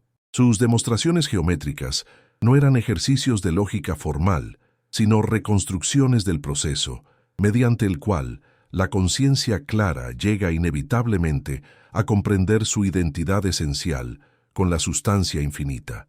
Pero ¿por qué entonces tan pocas personas, incluso entre los filósofos profesionales, habían llegado a las mismas conclusiones que Spinoza?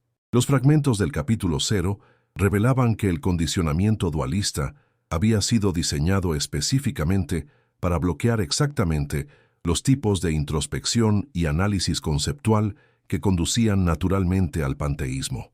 Las categorías fundamentales del pensamiento occidental habían sido moldeadas para hacer casi imposible concebir alternativas a la separación entre sujeto y objeto, entre mente y materia, entre individual y cósmico. Los filósofos podían desarrollar sistemas extraordinariamente sofisticados dentro de estos parámetros dualistas, pero rara vez se les ocurría cuestionar los parámetros mismos. Incluso cuando ocasionalmente algún pensador comenzaba a intuir la artificialidad de estas divisiones, se encontraba con que carecía del vocabulario conceptual necesario para articular sus intuiciones de manera que pudieran ser comunicadas y desarrolladas sistemáticamente. El lenguaje mismo había sido estructurado para reforzar las fragmentaciones dualistas, haciendo extraordinariamente difícil expresar percepciones holísticas sin caer en aparentes contradicciones o paradojas que desconcertaban tanto al pensador como a sus posibles interlocutores. Spinoza había logrado superar estas limitaciones lingüísticas mediante la creación de un vocabulario técnico preciso que le permitía describir realidades que el lenguaje ordinario hacía invisibles. Sus términos como sustancia, atributo, modus, conatus, beatitud, no eran jerga académica innecesaria, sino herramientas conceptuales indispensables para mapear territorios de experiencia que permanecían inaccesibles al pensamiento que operaba exclusivamente con las categorías dualistas convencionales. Su método geométrico no era pedantería estilística, sino la única manera de asegurar que sus argumentos no fueran distorsionados por las asociaciones automáticas que las palabras ordinarias activaban en mentes condicionadas dualísticamente. Los fragmentos describían exactamente este proceso de creación de nuevos lenguajes conceptuales como una necesidad que enfrentaba cualquier tradición que intentara preservar comprensiones panteístas en culturas dominadas por el dualismo. Las comunidades que habían logrado mantener viva la sabiduría del capítulo 0 habían desarrollado consistentemente vocabularios esotéricos, sistemas simbólicos complejos y métodos de instrucción indirectos que permitían transmitir conocimientos que no podían ser expresados directamente, sin provocar persecución inmediata. ¿Cómo había logrado Spinoza desarrollar su vocabulario técnico sin acceso a estas tradiciones esotéricas? La respuesta revela nuevamente la extraordinaria potencia de su método puramente racional. En lugar de heredar un lenguaje conceptual de fuentes externas, había creado el suyo propio mediante análisis directo de la experiencia, definiendo términos con la precisión necesaria para capturar distinciones que observaba directamente en la estructura de la realidad.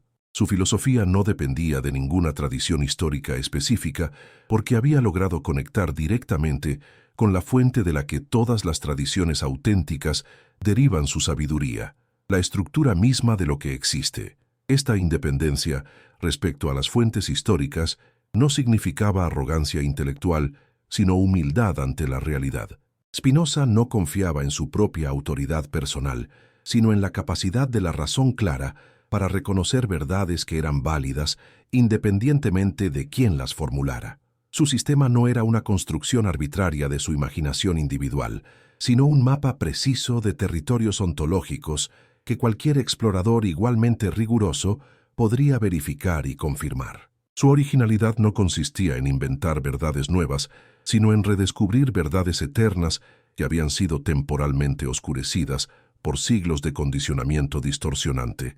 Los textos censurados confirmaban esta interpretación al describir cómo las mentes, que lograban liberarse del condicionamiento dualista, llegaban consistentemente a las mismas comprensiones fundamentales, independientemente de sus contextos culturales específicos.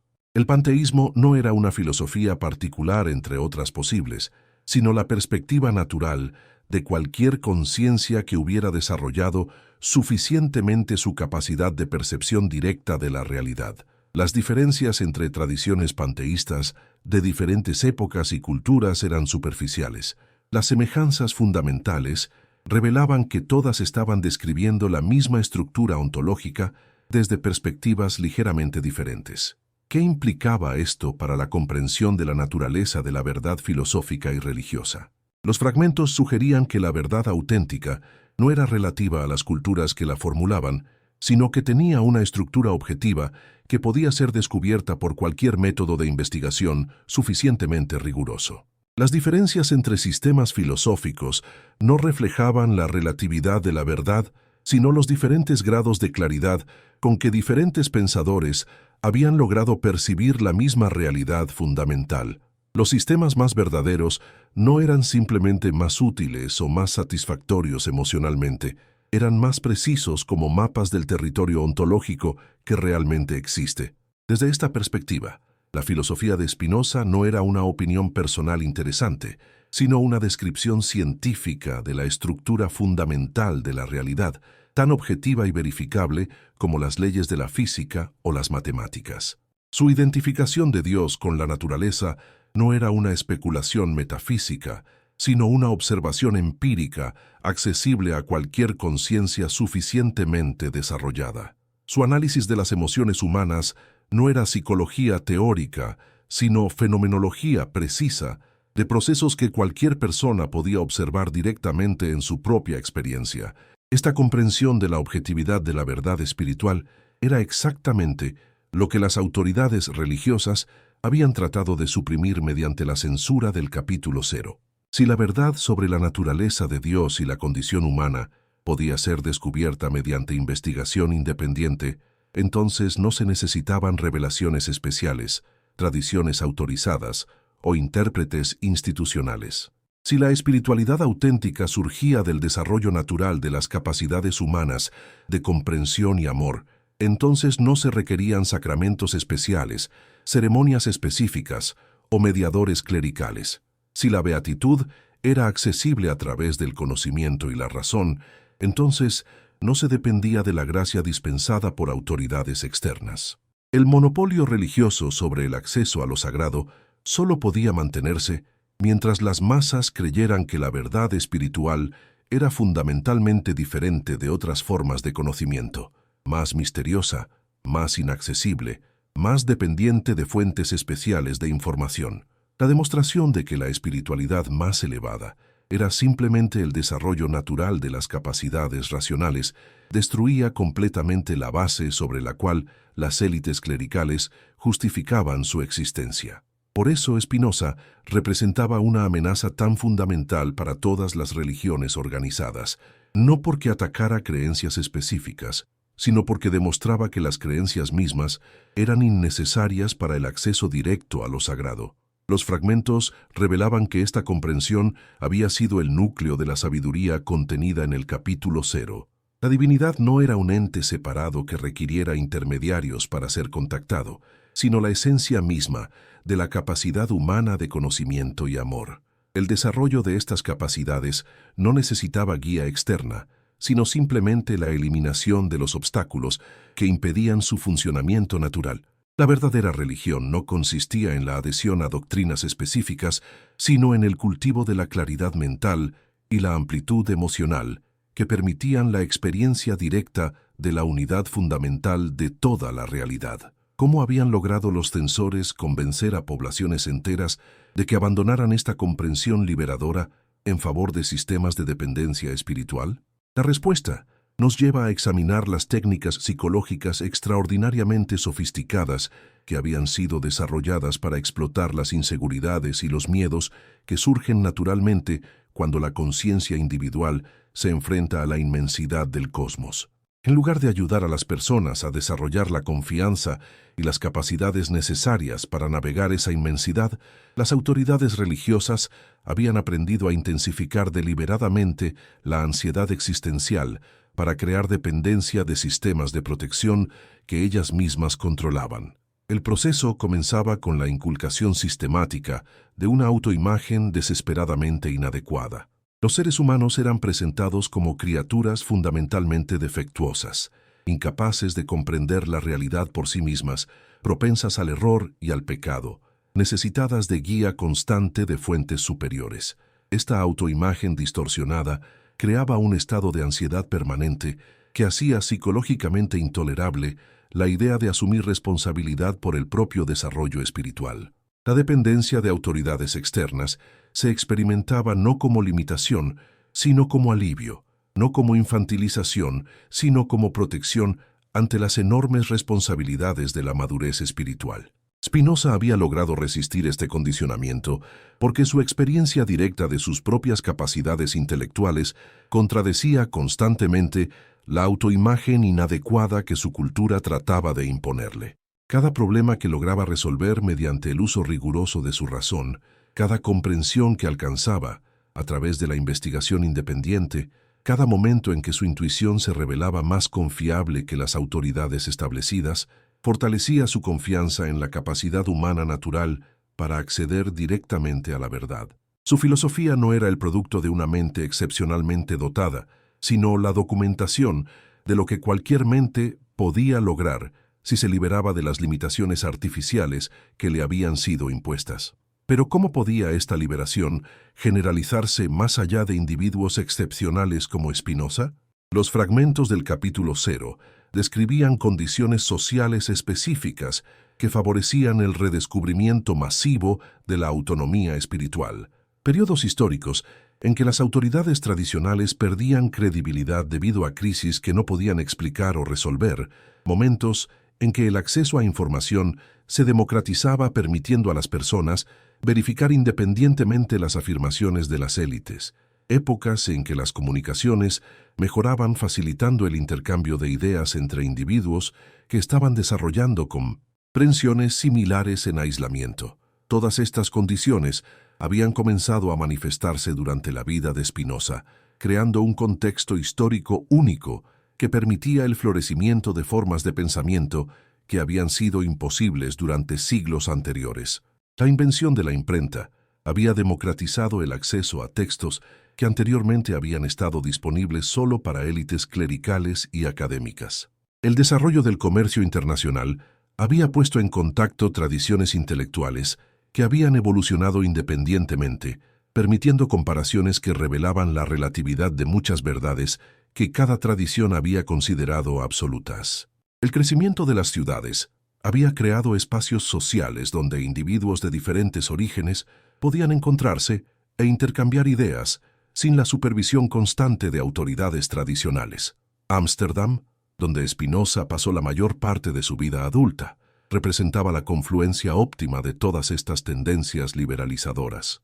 Era un centro comercial internacional donde convergían personas de tradiciones culturales muy diversas, una ciudad relativamente tolerante donde las ideas heterodoxas podían ser discutidas con menos riesgo que en otros lugares, un lugar donde la prosperidad económica había creado tiempo libre y recursos que podían ser dedicados a actividades intelectuales que no tenían valor comercial inmediato. Sin este contexto social específico, es dudoso que incluso un genio como Spinoza hubiera podido desarrollar completamente su filosofía y comunicarla a otros. ¿Cómo habían reaccionado las autoridades establecidas ante estos desarrollos que amenazaban su monopolio tradicional sobre la interpretación de la realidad? Los fragmentos revelaban que habían implementado estrategias cada vez más sofisticadas, destinadas a mantener el control en condiciones cambiantes. En lugar de prohibir simplemente la circulación de ideas peligrosas, habían aprendido a contaminar el ambiente intelectual con versiones distorsionadas de esas ideas, versiones que preservaban suficientes elementos auténticos para atraer a buscadores genuinos, pero que incluían elementos suficientemente confusos o destructivos para prevenir el desarrollo de comprensiones realmente liberadoras. Esta estrategia de contrainsurgencia intelectual había resultado extraordinariamente efectiva porque aprovechaba la tendencia natural de las mentes condicionadas dualísticamente hacia interpretaciones fragmentarias de realidades holísticas.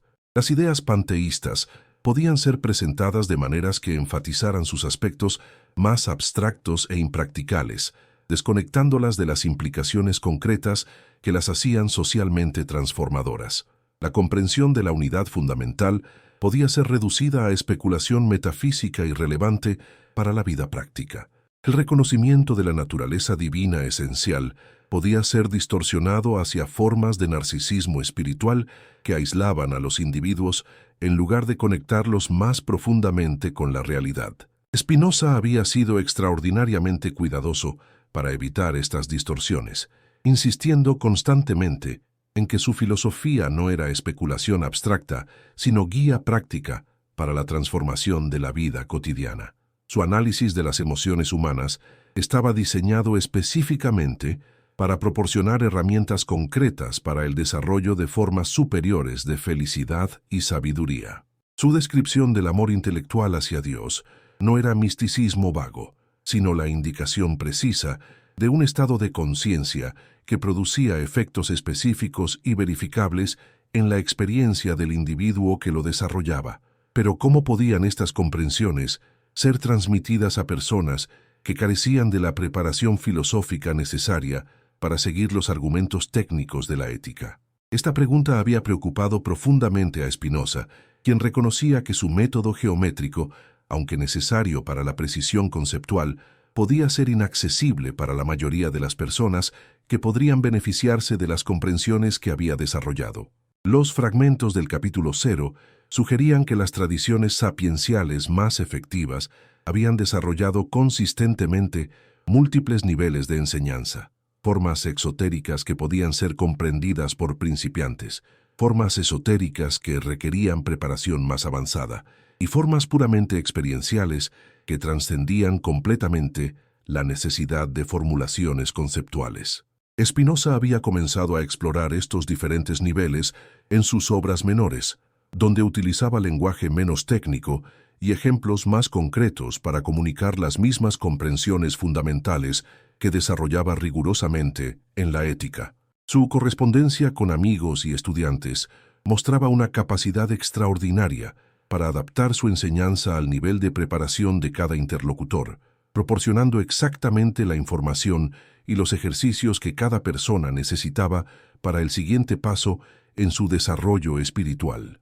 Sus conversaciones informales, según los testimonios de quienes lo conocieron, revelaban una sabiduría práctica y una compasión profunda que hacían accesible a cualquier persona sincera la esencia de su filosofía, independientemente de su educación formal. ¿Qué había impedido que esta tradición de enseñanza multinivel se desarrollara completamente durante su vida? La respuesta nos lleva de vuelta a comprender las presiones enormes bajo las cuales operaba cualquier persona que intentara comunicar comprensiones que amenazaban los fundamentos del orden social establecido. Spinoza había logrado evitar la persecución directa mediante la publicación anónima de sus obras más controvertidas y la limitación de sus enseñanzas orales a un círculo pequeño de estudiantes de confianza. Pero estas precauciones también habían limitado severamente su capacidad de influencia social. Las ideas que podrían haber transformado la cultura occidental, si hubieran sido ampliamente difundidas, permanecieron confinadas a un pequeño grupo de intelectuales que carecían del poder social necesario para implementar sus implicaciones prácticas. Los fragmentos revelaban que esta situación había sido típica de muchos periodos históricos. Las comprensiones que podrían liberar a la humanidad de formas innecesarias de sufrimiento y limitación eran consistentemente desarrolladas por individuos que carecían del poder institucional necesario para difundirlas ampliamente, mientras que las instituciones que tenían ese poder se oponían sistemáticamente a cualquier forma de conocimiento que pudiera amenazar su autoridad. El resultado era un patrón cíclico, en que la sabiduría liberadora emergía constantemente solo para ser suprimida antes de que pudiera transformar las condiciones sociales que hacían necesaria su aparición. ¿Cómo podía romperse este ciclo? Los textos censurados sugerían que la clave estaba en el desarrollo de nuevas formas de organización social que permitieran la transmisión de sabiduría transformadora sin crear las estructuras jerárquicas que inevitablemente llevaban a la corrupción de esa sabiduría. En lugar de instituciones centralizadas que monopolizaran el acceso al conocimiento liberador, se necesitaban redes descentralizadas de individuos que hubieran alcanzado suficiente autonomía espiritual para servir como nodos de transmisión sin reclamar autoridad especial sobre otros. Spinoza había intuido esta necesidad cuando insistió en que su filosofía no requería fe, sino comprensión, no obediencia, sino desarrollo de las propias capacidades de discernimiento. Su método de enseñanza estaba diseñado específicamente para evitar la creación de dependencias que pudieran evolucionar hacia nuevas formas de autoritarismo espiritual. Cada estudiante era animado a verificar independientemente las comprensiones que se le transmitían, a desarrollar sus propias capacidades de investigación directa de la realidad, a confiar más en su propia experiencia que en cualquier autoridad externa, incluyendo la del propio Spinoza. Esta aproximación radicalmente no autoritaria a la enseñanza espiritual era exactamente lo que había hecho tan peligrosa su influencia para las instituciones establecidas. No solo proporcionaba alternativas a las verdades oficiales, sino que desarrollaba en las personas la capacidad de generar independientemente alternativas a cualquier sistema de verdades que se les tratara de imponer. En lugar de crear nuevos seguidores, creaba nuevos pensadores independientes. En lugar de establecer una nueva ortodoxia, fomentaba la capacidad permanente de cuestionar cualquier ortodoxia. En lugar de resolver definitivamente las preguntas fundamentales de la existencia, desarrollaba la capacidad de vivir creativamente con esas preguntas sin necesidad de respuestas prefabricadas. ¿Cuáles eran las implicaciones de este enfoque para la posibilidad de transformación social a gran escala? Los fragmentos sugerían que los cambios más profundos y duraderos ocurrían no cuando las masas adoptaban nuevas ideologías, sino cuando suficientes individuos desarrollaban la capacidad de pensar y actuar desde su propia comprensión directa de la realidad. Estos individuos no necesitaban coordinar conscientemente sus acciones para producir efectos transformadores. Su simple presencia en el tejido social creaba campos de influencia que alteraban gradualmente las posibilidades disponibles para otros. Una persona que hubiera alcanzado genuina autonomía espiritual se convertía automáticamente en un catalizador para el desarrollo de la misma autonomía en otros, no porque tratara de convertir o influenciar, sino porque su simple ejemplo demostraba que era posible vivir desde una fuente interior de sabiduría y amor. Su manera de responder a las situaciones cotidianas, su capacidad de mantener la serenidad en medio del caos, su habilidad para ver posibilidades creativas donde otros veían solo limitaciones, su disposición a actuar desde principios genuinos, independientemente de las presiones sociales, creaban un campo de posibilidad que otros podían sentir y eventualmente elegir explorar. ¿No era exactamente esto lo que había ocurrido en el caso del propio Spinoza? Su influencia no había dependido de su capacidad de persuasión retórica o de su acceso a posiciones de poder institucional, sino de la autenticidad y la coherencia extraordinarias de su vida como expresión de sus comprensiones filosóficas. Las personas que lo conocían personalmente sentían directamente que estaba operando desde una fuente de sabiduría y serenidad que ellos mismos deseaban desarrollar. Su filosofía se volvía convincente no por sus argumentos lógicos, aunque esos fueran impecables, sino porque evidentemente funcionaba como guía práctica para una forma superior de vida humana. Los fragmentos del capítulo 0 describían exactamente este tipo de transmisión no verbal como la forma más efectiva de comunicación sapiencial.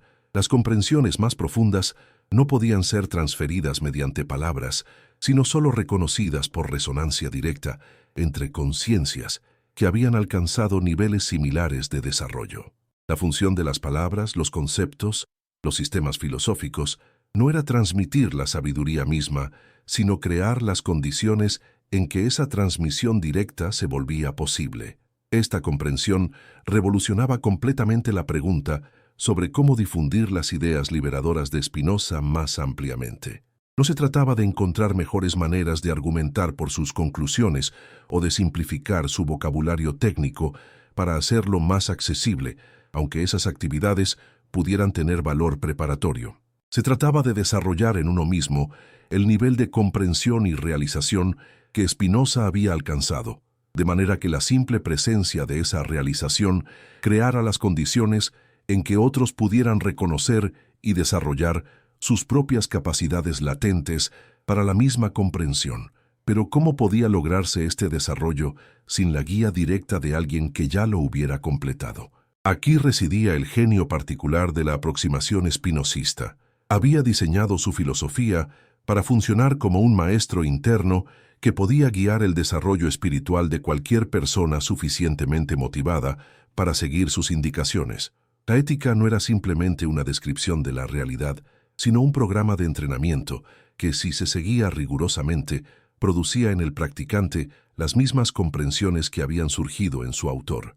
Los ejercicios no eran obvios porque estaban integrados en la estructura misma de los argumentos. Cada definición requería que el lector examinara cuidadosamente su propia experiencia para verificar si la distinción conceptual correspondía a algo realmente observable. Cada demostración demandaba el desarrollo de formas de atención y análisis que gradualmente refinaban la capacidad de percepción directa de la realidad. Cada conclusión desafiaba creencias y hábitos mentales que mantenían al lector separado de la comprensión de su propia naturaleza esencial.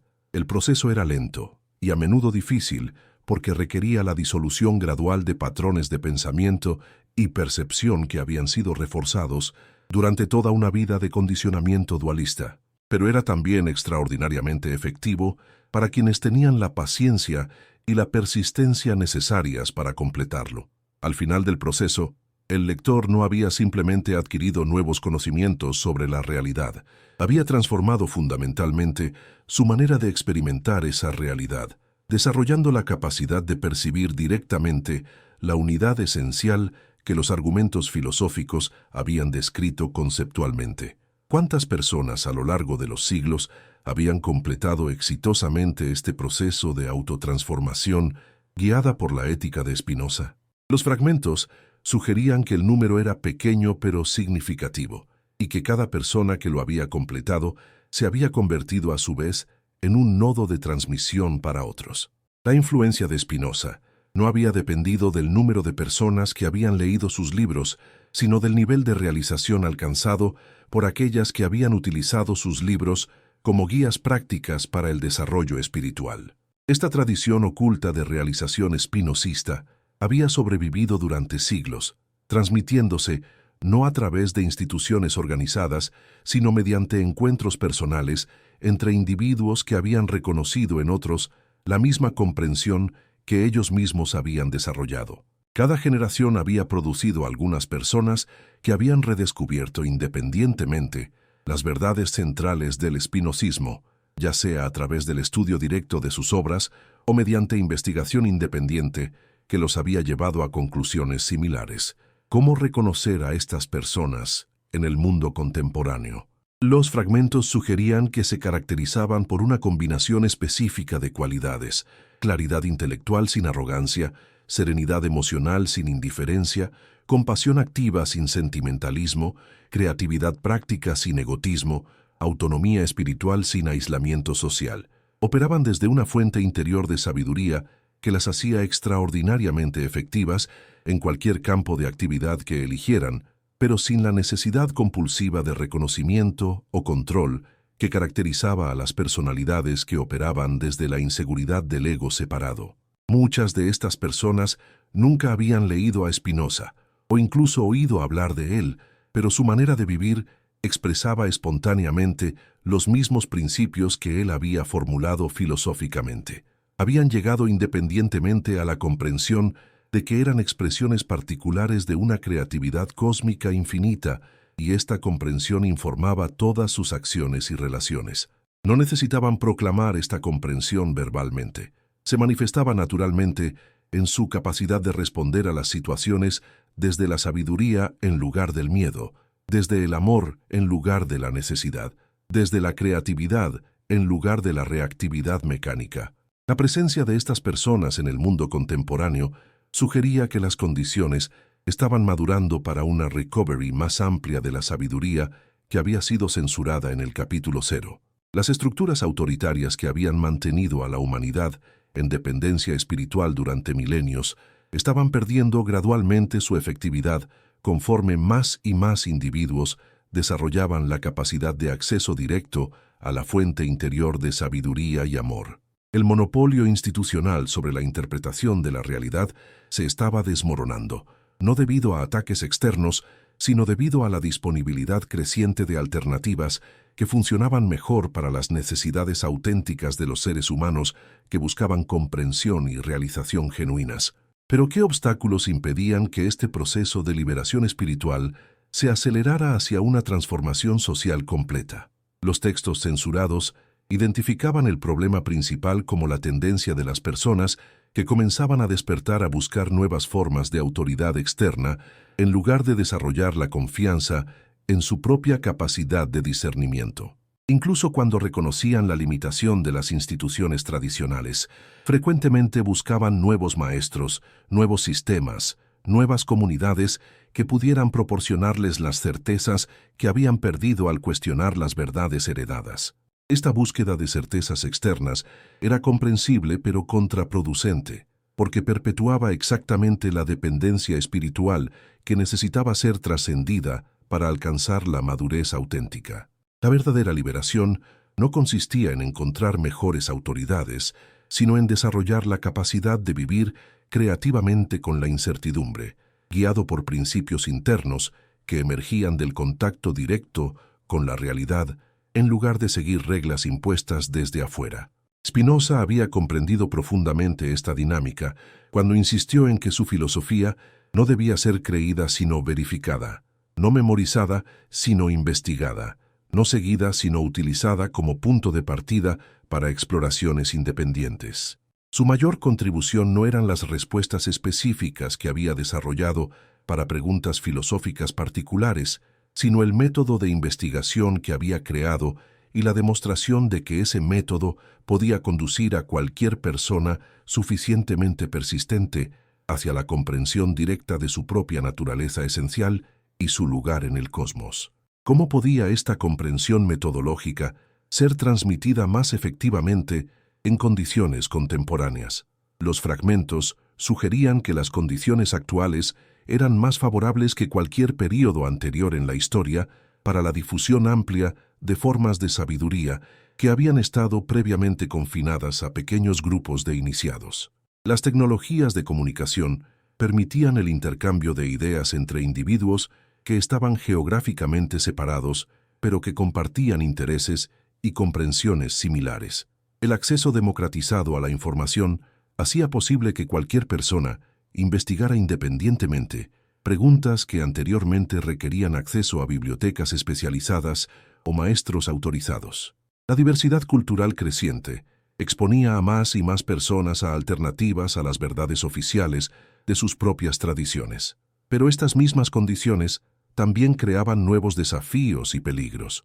La abundancia de información hacía más difícil distinguir entre fuentes confiables y engañosas. La velocidad de la comunicación favorecía respuestas superficiales por encima de la reflexión profunda. La comercialización de la espiritualidad creaba incentivos poderosos para la distorsión de enseñanzas auténticas en direcciones que maximizaran el atractivo popular en lugar de la efectividad transformadora. Las mismas tecnologías que podían facilitar la transmisión de sabiduría liberadora también podían ser utilizadas para crear nuevas formas más sofisticadas de manipulación y control. La navegación exitosa de estas condiciones complejas requería exactamente las capacidades de discernimiento independiente que la filosofía de Spinoza estaba diseñada para desarrollar, la habilidad de distinguir entre comprensión auténtica y simulaciones convincentes, la capacidad de reconocer la diferencia entre sabiduría que libera y conocimiento que simplemente satisface la curiosidad intelectual, la sensibilidad para detectar cuándo las enseñanzas estaban siendo distorsionadas por motivaciones que no tenían nada que ver con el bienestar genuino de los estudiantes. ¿Cómo podían desarrollar estas capacidades las personas que carecían de preparación filosófica formal? Los fragmentos del capítulo 0 sugerían que las capacidades más importantes no eran intelectuales, sino experienciales. La habilidad de sentir directamente la diferencia entre estados de conciencia que surgían de la comprensión auténtica versus estados que eran producidos artificialmente mediante técnicas de manipulación psicológica. La sensibilidad para distinguir entre amor genuino y dependencia emocional. La capacidad de reconocer cuando las propias acciones surgían de la sabiduría interna versus cuando eran reacciones mecánicas a presiones externas. Estas capacidades podían ser desarrolladas por cualquier persona que estuviera dispuesta a prestar atención cuidadosa a su propia experiencia y a aprender gradualmente a distinguir entre los diferentes tipos de motivación que operaban en su propia psique. No se requerían años de estudio académico o iniciación en tradiciones esotéricas. Se necesitaba únicamente honestidad sincera sobre los propios estados internos y la disposición a cuestionar las propias motivaciones hasta alcanzar claridad sobre lo que realmente buscaba y por qué. El proceso era similar al que había seguido el propio Spinoza cuando había comenzado a cuestionar las verdades de su tradición ancestral. No había empezado con la intención de desarrollar un sistema filosófico revolucionario. Simplemente había querido comprender por qué ciertos aspectos de las enseñanzas religiosas no coincidían con su experiencia directa de la realidad. Su disposición a seguir estas preguntas, hasta donde lo llevaran, sin importar cuán incómodas fueran las conclusiones, lo había guiado gradualmente hacia comprensiones que transformaron completamente su vida y que continuaban transformando las vidas de quienes tenían el coraje de explorar las mismas preguntas con la misma honestidad.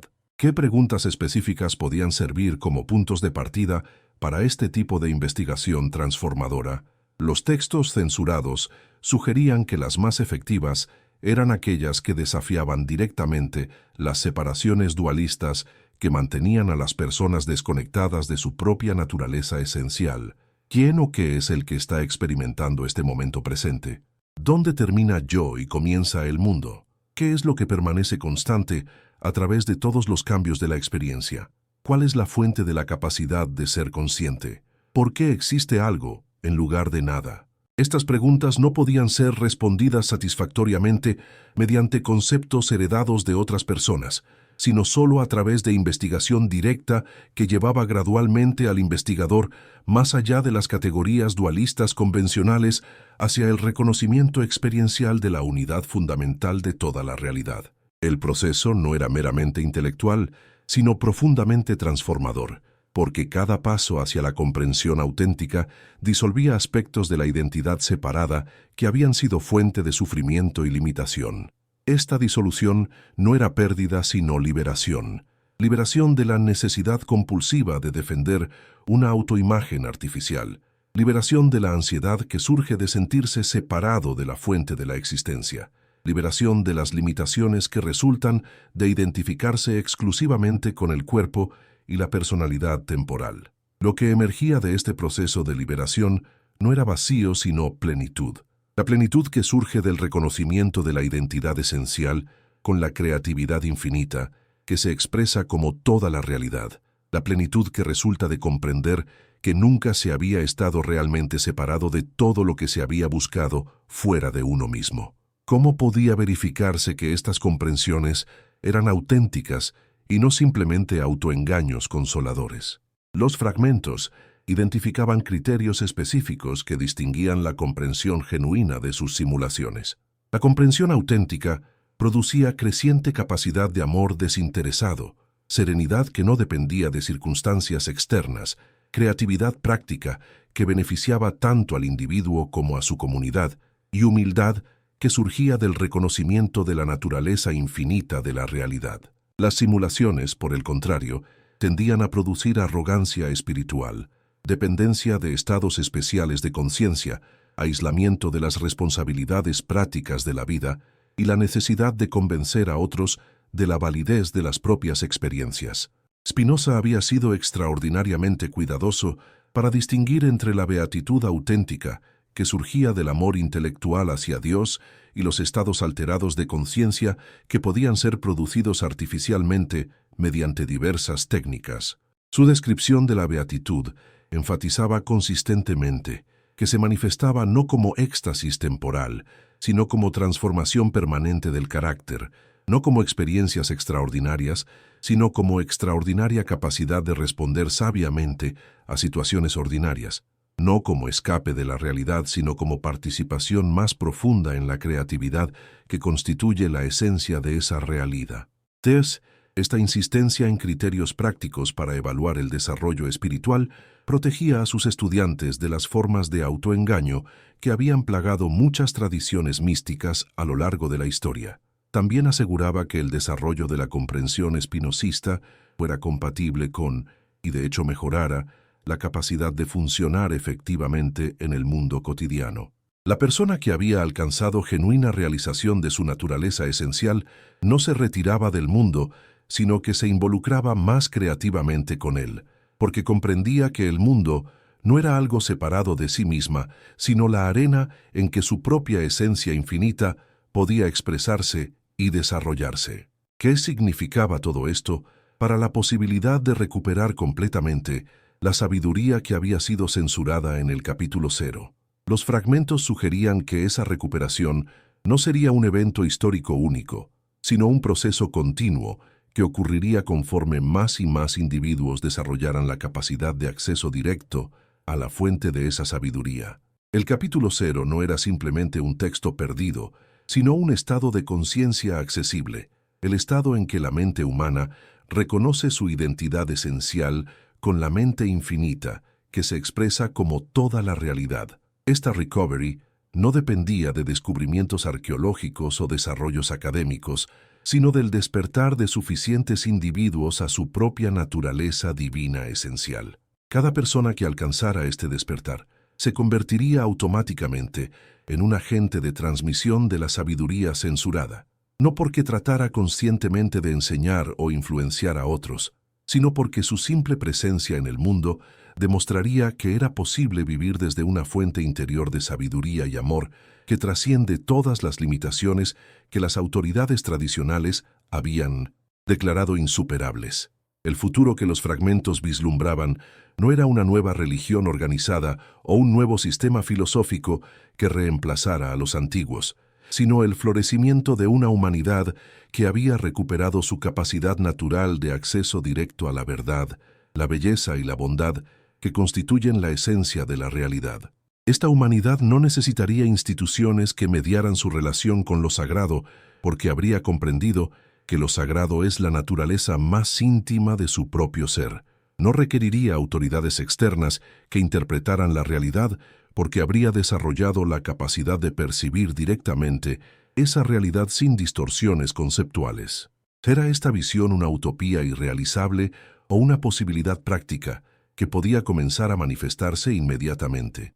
La respuesta dependía enteramente de cuántas personas estuvieran dispuestas a asumir la responsabilidad de su propio desarrollo espiritual en lugar de esperar que otros crearan las condiciones para su liberación. El capítulo 0 podía ser recuperado completamente por cualquier individuo que tuviera el coraje de leerlo en su propia conciencia, y cada recovery individual contribuía al proceso colectivo mediante el cual la humanidad estaba gradualmente recordando lo que siempre había sido, pero había aprendido temporalmente a olvidar.